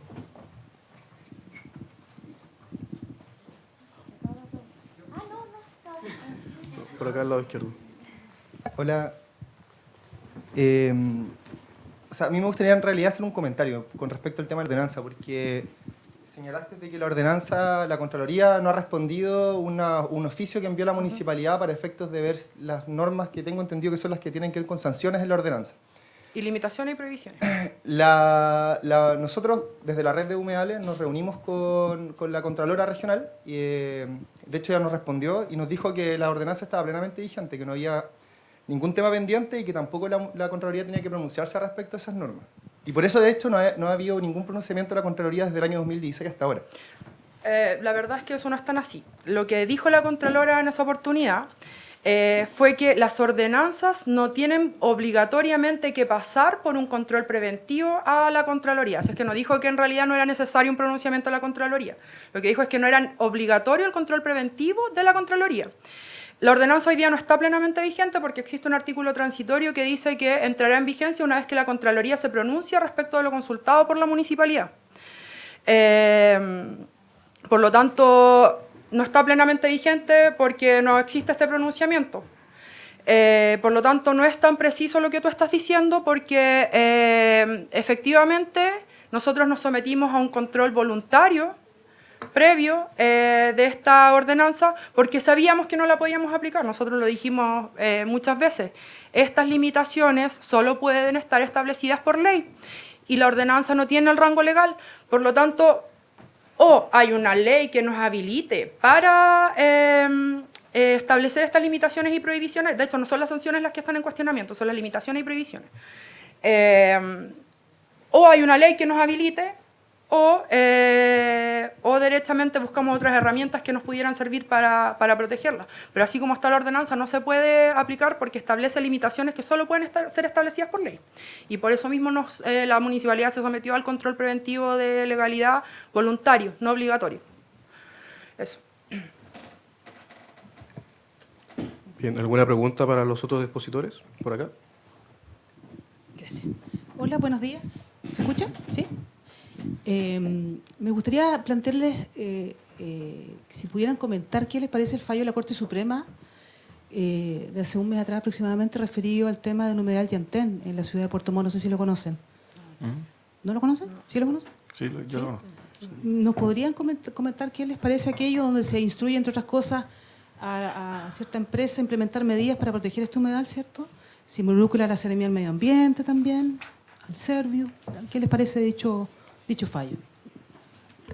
Sí, yo tuve oportunidad de leerlo, pero te confieso que no lo leí a profundidad.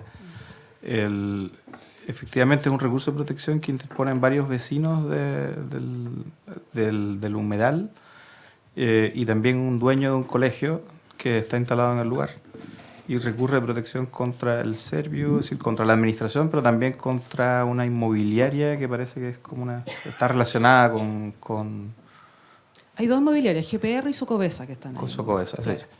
Claro, sí.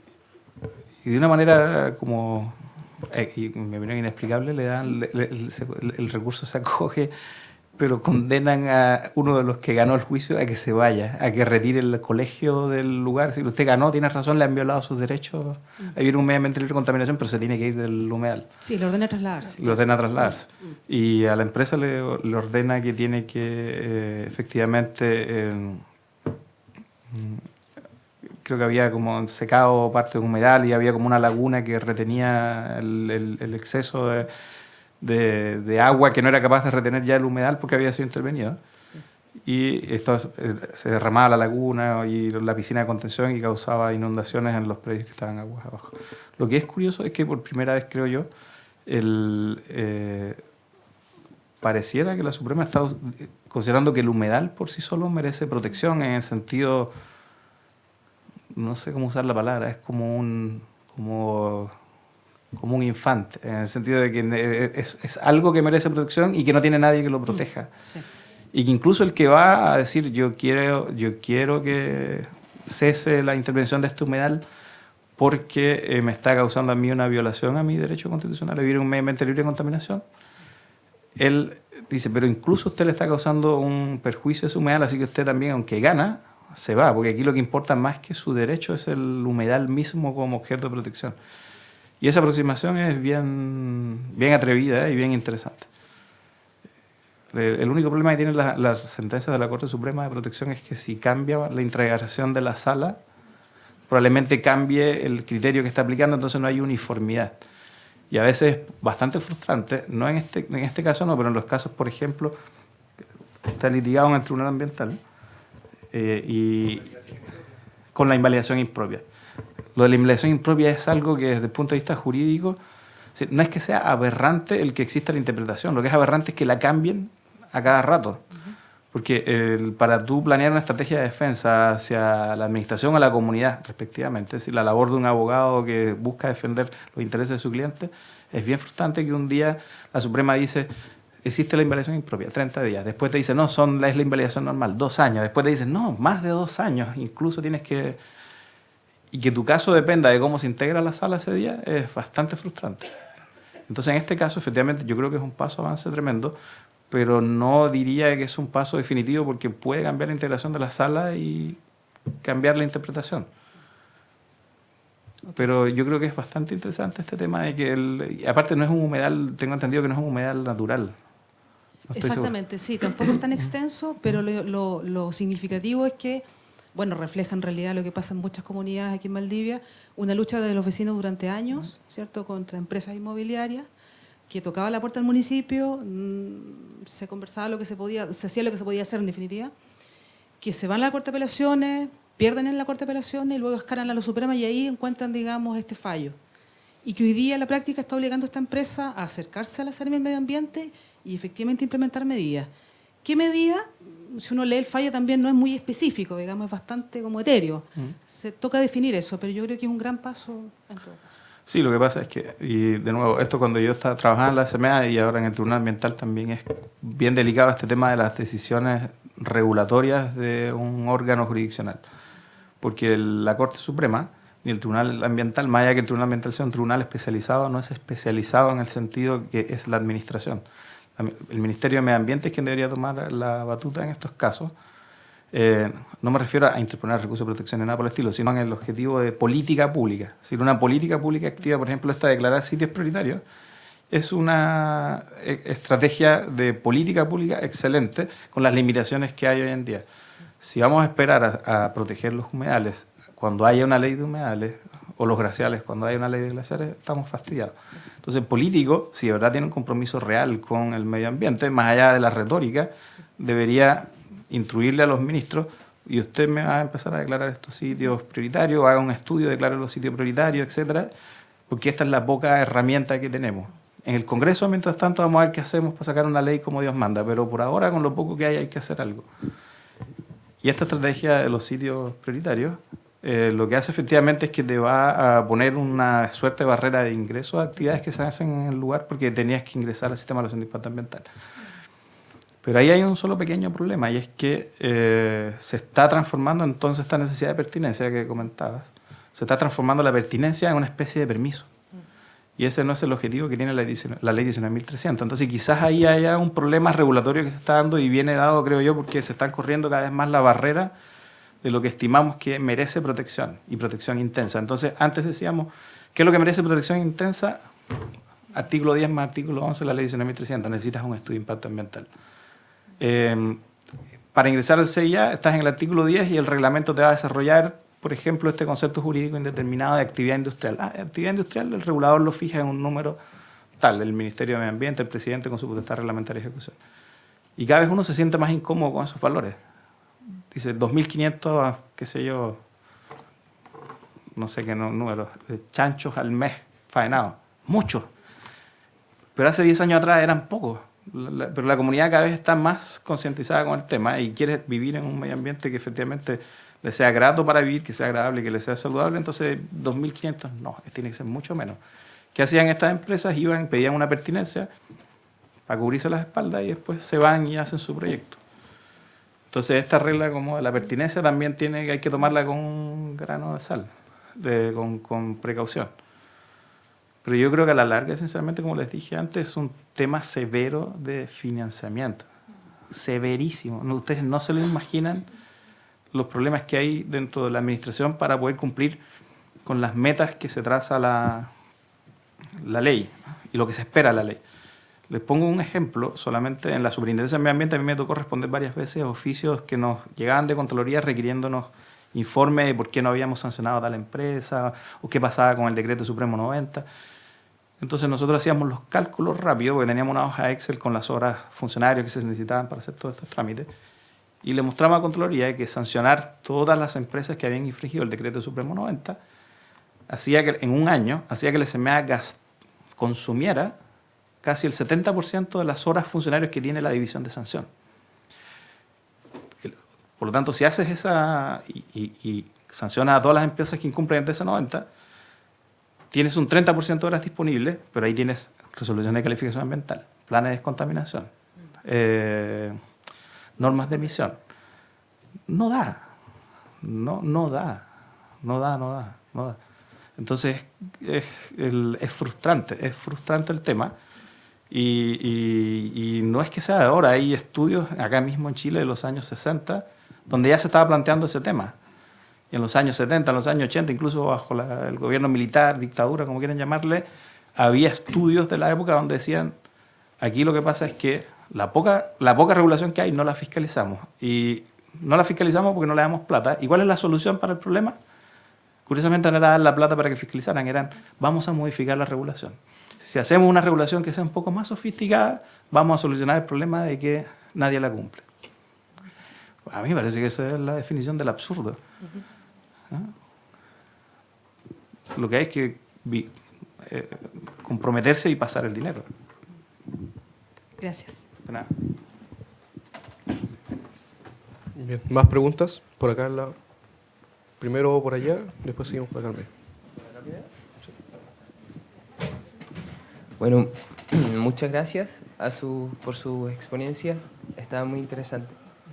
Quería plantear una cuestión que quizás se nos escapa en cuanto a lo administrativo que hemos construido como a nivel de región, de los servicios sectoriales regionales, sino que es a un nivel de diseño nacional y haciendo este vínculo que proponías de la biodiversidad, la preocupación por su protección y cuestiones de salud.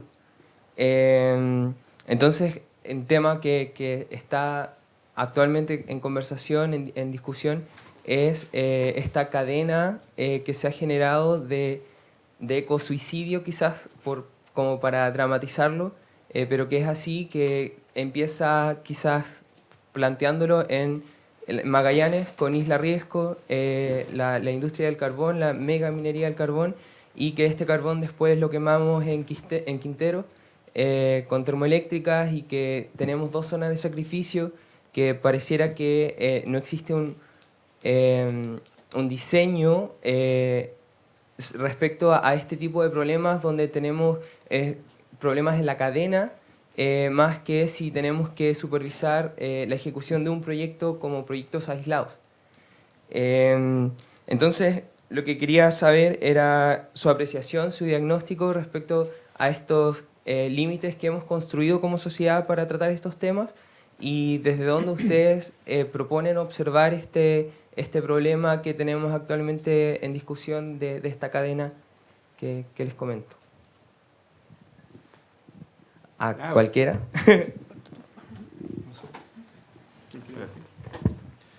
Yo, en diciembre debería salir un artículo en la revista Estudios Públicos de mi autoría que toca el tema de la insinceridad regulatoria. Analiza todos los ajíes de normas de emisión, norma de calidad, planes de descontaminación, desde el año 2012 hasta la fecha, y en todos se ve un patrón claro de subdeclaración o subestimación severa de los costos que va a tener que incurrir la administración en horas funcionarios y costos financieros de vigilancia y cumplimiento efectivo de la regulación. ¿Cuál es el problema que hay acá? Que cuando tú haces, por ejemplo, una norma de emisión o una norma de calidad o un plan, etcétera, tú haces un escenario y dices, si yo pongo este límite de emisión y se cumple efectivamente por el 100% de las personas o el 100% de las fuentes o las industrias que están afectadas, ese lugar debería descontaminarse, debería mejorar mucho ambientalmente. Entonces, esa predicción asume que hay una fiscalización y un cumplimiento del 100%. ¿Estamos de acuerdo hasta ahí? Porque es en el modelo. En el modelo yo digo, el límite va a ser 20, y si el límite es 20, porque hoy en día no hay límite, la calidad de aire va a mejorar muchísimo. O en la calidad de agua, en caso de fuentes emisoras que descargan el agua, va a mejorar muchísimo. Igual en el tema de biodiversidad, si creo áreas protegidas con planes de manejo, todas con planes de manejo, va a mejorar la conservación de la biodiversidad. Eso es claro, es evidente. En este caso, cuando se hace esa predicción de que va a mejorar la calidad del aire o que va a mejorar la calidad del agua, se hace de nuevo asumiendo que se va a cumplir al 100% con la regulación que se ha indicado. Y la ley y el decreto, el reglamento para la dictación de normas de calidad, normas de emisión, y el otro decreto que es el de planes, dice que la administración, el Ministerio de Medio Ambiente, tiene que calcular los costos para cumplir efectivamente con esa regulación. Cuando hace esos cálculos, normalmente los cálculos dicen, no, esto cuesta 10 millones de pesos, 20 millones de pesos al año, no tiene costo para la SMA, cuando todos sabemos que eso no es cierto. ¿Cuál es el problema? Y es un problema severo regulatorio que creo yo que tiene Chile. Es que quien aprueba esa regulación es el Consejo de Ministros para la Sustentabilidad. Más que la prueba, como que le da el visto bueno para que se eleve al Presidente de la República, para que se someta a consideración del Presidente de la República. Y en esa discusión se lleva el AGIES. Yo les muestro una lámina acá donde el AGIES del Plan de Descontaminación de Santiago dice que la SMA va a gastar 0 pesos de aquí al futuro, a pesar de que va a asumir 12.000 nuevas fuentes reguladas, pero no necesita presupuesto adicional, cuando la SMA mandó un oficio diciendo que necesita 1.200 millones de pesos anuales para poder cumplir el plan de descontaminación y poder cumplir con esa reducción efectiva que planea el Ministerio de Medio Ambiente. Cuando tú le presentas a tus colegas ministros de Estado que para el poder aprobar esta regulación y que se cumpla su objetivo necesitas 1.200 millones de pesos anuales el año que viene, en el fondo le estás diciendo que necesito sacarle a cada uno de esos ministerios dinero para que me lo pasen a mí. Y él sabe, y ella sabe, es decir, los ministros y ministras saben de medio ambiente, que eso es un suicidio. No te van a aprobar el plan así. Entonces, ¿qué es lo que hacen? Se subdeclaran costos. Y como no hay nadie quien revise la calidad de esos ajíes, no hay un organismo independiente como se usa en varios países de la OCDE, como se usa en Estados Unidos, etcétera, que diga, oiga, pero es evidente que si usted tiene 12.000 nuevas fuentes emisoras, no le puede costar 0 pesos y 0 horas hombres a usted vigilar la nueva regulación. Es evidente. Pero como no existe esa instancia, simplemente se aprueba el plan de descontaminación, se publica. Contraloría toma razón, Contraloría tampoco se ha metido mucho en estos temas de si hay lucas o no para fiscalizar. Y empieza la cadena de frustraciones. Porque lo que está pasando en Quintero no es, de nuevo, yo creo que si bien en Quintero el plan de descontaminación de ventanas es del año 92 y no se ha actualizado, existe una norma de fundiciones vigente que se fiscaliza mal y poco, y además que es súper permisiva, y varias empresas más que están sin resolución de calificación ambiental pueden ser fiscalizadas perfectamente por Seremi de Salud, pero no lo hacen, no se hace. O si se hace, las multas que se pasan son muy bajitas. La CMA ahora con el tema de Quintero formuló cargos contra ENAP, y formuló cargos contra Oxiquín, creo, por hechos que había detectado hace 2 años y medio atrás. O sea, hace 2 años y medio sabe que hay unas piscinas que tienen problemas, que emiten gases, etcétera, y que hay un riesgo a la salud de las personas, y no formuló cargos. Y la gran pregunta es, ¿por qué no formuló cargos? Porque la Marie-Claude Plomer es una funcionaria que le importa un bledo al medio ambiente. No, es que no tiene capacidad, no tiene capacidad. No tiene capacidad, porque junto con ese sancionatorio que tendría que iniciar, tiene que iniciar y está llevando adelante miles de sancionatorios más. Entonces, el problema que pasa es que nuestros políticos, creo yo, generalmente tienen un compromiso retórico con el medio ambiente. Es muy bonito hablar y decir, ¿sabes qué? Hay que proteger el medio ambiente, hay que proteger los humedales, etcétera, etcétera. Pero y le dicen, ¿me dan las lucas? No, lucas no. No. Entonces, a la larga es un tema de tamaño del Estado, de impuestos, de cuánta plata estamos dispuestos a sacar de ciertos... Porque no, la restricción presupuestaria es esa. Yo tengo que, con un nivel de impuestos general a la sociedad, tengo que, si quiero que el Servicio de Biodiversidad y Áreas Protegidas tenga los 80 millones de dólares al año que debe tener para un cumplimiento básico de sus funciones, necesito sacarle dólares a otros servicios. Entonces, a salud, ¿sabes qué? Les traigo a usted $500,000. Usted, cultura, $500,000. Y con eso llego a los 80 millones. Entonces estoy quitando financiamiento de otros sectores para pasárselo al medio ambiente. Entonces, a la larga, yo creo que es un problema de impositivo. Por eso la OCDE ha recomendado primero que Chile se tome en serio el tema de los impuestos a las externalidades negativas medioambientales. El impuesto a las emisiones, el impuesto verde que aprobó el gobierno de la presidenta Bachelet, es un paso adelante, pero un gran paso adelante, pero es un paso muy tímido. No solo por la tasa que se cobra, sino porque se dejaron fuera una cantidad de fuentes emisoras y se dejaron a propósito. Y la OCDE lo observó. Se dejó fuera, por ejemplo, se indicó que solamente iban a estar afectados de ese impuesto las que tenían calderas y turbinas. Pero uno de los mayores emisores de material particulado, también de dióxido de azufre y de CO2, son las fundiciones. ¿Y por qué se dejaron fuera las fundiciones? No se dejaron fuera las fundiciones, curiosamente, porque haya intereses privados detrás de ellos. No, es porque Codelco, que es del Estado chileno, tiene una tecnología súper obsoleta en muchas de sus fundiciones y no va a invertir en cambiar su fundición. Es muy enredado el tema y está mezclada la política en el medio. Entonces, el tema de ventanas es un tema que tiene difícil solución. Y yo creo que el principal responsable es la combinación Estado con Codelco. Ustedes saben, no sé si saben que la planta, yo sé que no tiene nada que ver con biodiversidad, estamos divagando, pero Codelco es una empresa deficitaria en ventanas, no Codelco como unidad de negocios nacional. La fundición de ventanas es una fundición que está quebrada. Y la fundición Enami, de Paipota, Tierra Amarilla, es otra fundición que están quebradas, las dos están quebradas. Y la única manera que existen es porque las dos sirven para mantener la pequeña minería de la 5ª región y creo que es de la 3ª o la 4ª región, la de Tierra Amarilla. Y en el fondo lo que está es subsidiando la pequeña minería. Entonces yo mantengo la fundición, aunque esté a pérdida, para que ellos traigan cobre, yo lo refino, se vende, tú sigues recibiendo ingresos y sigues realizando pequeña y mediana minería, que es bastante perjudicial para el medio ambiente. Entonces, toda una cadena de que si yo cierro Codelco Ventana, voy a quebrar toda la pequeña minería y mediana minería de la 5ª región. ¿Sí? Me gustaría complementar un poco lo que dice. Que en realidad yo creo que, o sea, mencionaste que no estaba muy bien diseñado. A mí me parece que está súper bien orquestado todo y que tiene que ver con el modelo de desarrollo que Chile escoge, que es un modelo de desarrollo basado en la extracción de los recursos naturales y en una matriz energética usando combustibles fósiles en alrededor de un 70% después de el gobierno de Lagos, en realidad. Entonces, el problema, si bien en lo práctico tiene que ver con asuntos de presupuesto, también tiene que ver con la idea de desarrollo que nosotros escogemos tener.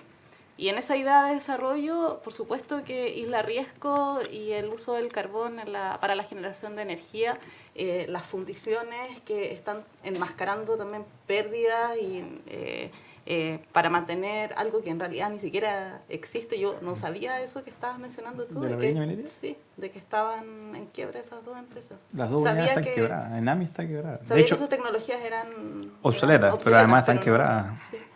Entonces, en realidad, la invitación es a cuestionarse eso y a exigir. Nosotros escogemos a nuestros políticos que nos representan. Entonces, tenemos que acordarnos que somos ciudadanos y que tenemos que ser capaces de gobernar. Nosotros hemos perdido la capacidad de hacer gobierno en la ciudad, en el lugar donde habitamos, en el vecindario donde estamos. Estamos acostumbrados a que nos vengan a resolver los problemas. Entonces, yo creo que hay que plantearse un poco eso, cuál es el desarrollo que nosotros queremos y si es que el desarrollo que el país opta nos está representando. Es un poco la reflexión, más bien. Sí. Bueno, yo creo que acá tenemos que establecer estrategias y ser honestos con el tiempo que nos van a llevar estas estrategias. ¿Cómo superar estos límites que nosotros mismos nos hemos puesto? Bueno, yo creo que una vía es la planificación territorial. O sea, yo creo que estamos como estamos en Chile, los problemas ambientales que tenemos en nuestro país se dan porque tenemos una deficiente planificación territorial. O sea, primero deberíamos partir por tener una estrategia nacional que evalúe la aptitud de cada terreno o de cada zona. Porque no es lo mismo instalar un parque eólico en plena selva valdiviana que instalarlo en el desierto de Atacama. O sea, creo que tenemos que partir por preocuparnos de tener una adecuada planificación territorial y planificar de verdad, no estar parchando, porque actualmente nuestra planificación territorial en realidad, como ya dije, no es planificación, sino que es parche. Así es que, a mi juicio, esa sería una de las primeras estrategias. Lamentablemente esta estrategia, por cómo está formulada nuestra legislación en cuanto a planificación territorial, es una estrategia a muy largo plazo. Por lo tanto, eso nos genera un problema. ¿Qué hacer en el corto y mediano plazo? Yo creo que la estrategia es buscar aliados entre nosotros mismos, entre la comunidad. Y para eso urge poner en valor nuestros servicios, nuestros ecosistemas y educar ambientalmente a las nuevas generaciones y a quienes ya están. Y hacer una adecuada educación ambiental.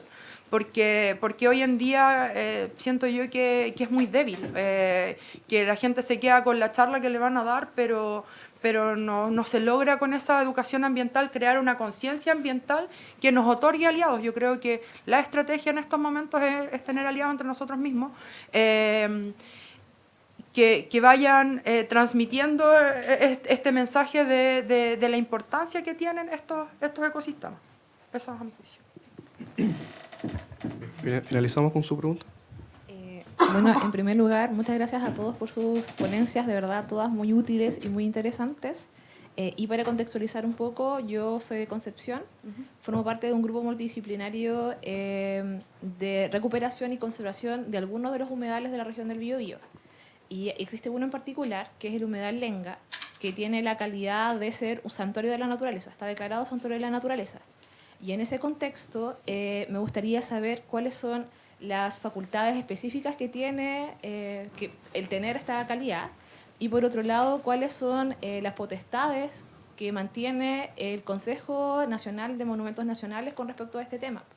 Porque, bueno, en el último tiempo hemos intentado hacer muchas actividades y la burocracia nos ha ganado entre que conversar con la municipalidad, con el Consejo Nacional, con los propietarios que dicen ser propietarios de los humedales, etcétera. Entonces, no sé, me gustaría saber si alguno de ustedes puede responder como el modus operandi, porque yo entiendo que siendo santuario de la naturaleza, el Consejo Nacional de Monumentos Nacionales es el que debería velar por él.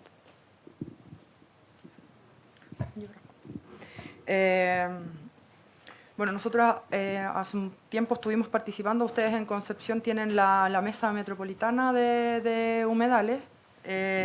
Nosotros fuimos a las primeras instancias a participar y contarles un poco en qué estábamos. ¿Qué ¿qué ventajas tiene que un humedal sea santuario de la naturaleza? Yo creo que las ventajas están dadas más bien por las consecuencias que tiene eso en ciertas herramientas que tenemos en nuestra legislación, más que por el contenido o los usos, que lo que nos permite es el hecho de que sea santuario de la naturaleza. ¿Y qué consecuencias tiene que sea santuario de la naturaleza? Para efectos de su protección, yo creo que tiene dos consecuencias bastante importantes. Una, tal como lo dije acá, es el ingreso de cualquier proyecto que se quiera realizar ahí, obligatoriamente al sistema de evaluación de impacto ambiental. Creo que ese es una de las cuestiones más relevantes. ¿Por qué? Porque, como ya dije, nos permite evaluar cualquier tipo de impacto sobre este humedal y además, aunque sea como una carta de pertinencia que, tal como dice José, se ha transformado prácticamente en un permiso. Y es verdad, o sea, yo exhibo mi carta de pertinencia, acá está, no tenía que someterme, pero sí nos va a permitir evaluar y saber qué es lo que se va a hacer en ese humedal. Y además va a permitir, porque yo siempre digo, o sea, a ver, efectivamente uno puede trabajar, uno puede usar los humedales, y no es que los dejemos ahí y los humedales no se tocan, o sea, tenemos que sacarles provecho. Y eso es lo que nos permite esto, es evaluar los impactos que pudiera tener y que nos va a encauzar y nos va a decir cómo utilizarlo, cómo podemos utilizarlo racionalmente y aprovecharlo racionalmente. Esa es una de las consecuencias. Y la otra consecuencia importante que tiene, y muy importante creo yo, relacionada también con la planificación territorial, es que el hecho de que esté declarado santuario de la naturaleza habilita para que el plan regulador comunal lo reconozca y por lo tanto se establezcan restricciones y limitaciones a través del plan regulador comunal, lo que es súper importante porque uno de los problemas que tenemos hoy en Valdivia, por ejemplo, es que el plan regulador comunal no nos permite reconocer humedales porque la Contraloría ha dicho en diversos dictámenes que previo a reconocer un humedal como en el plan regulador comunal, tiene que ese humedal tener la calidad de área protegida por ley. Por lo tanto, el hecho de que sea santuario de la naturaleza nos permite, les va a permitir, no sé si ya lo habrán hecho, reconocerlo en el plan regulador comunal y establecer limitaciones a sus usos, lo que va a poder ser fiscalizado por las direcciones de obras municipales. Así es que eso, a mi juicio, son las dos cuestiones relevantes, y muy relevantes, siento yo, de que sean dos consecuencias relevantes de que sea declarado santuario de la naturaleza. Me alenga. Bueno, agradecemos a todos por sus preguntas y ahora para finalizar este panel procederemos a entregar un pequeño presente a los expositores y los esperamos a las 3 de la tarde con el segundo panel llamado Regulación de la Biodiversidad en el Ordenamiento Jurídico Chileno. Muchas gracias por su asistencia.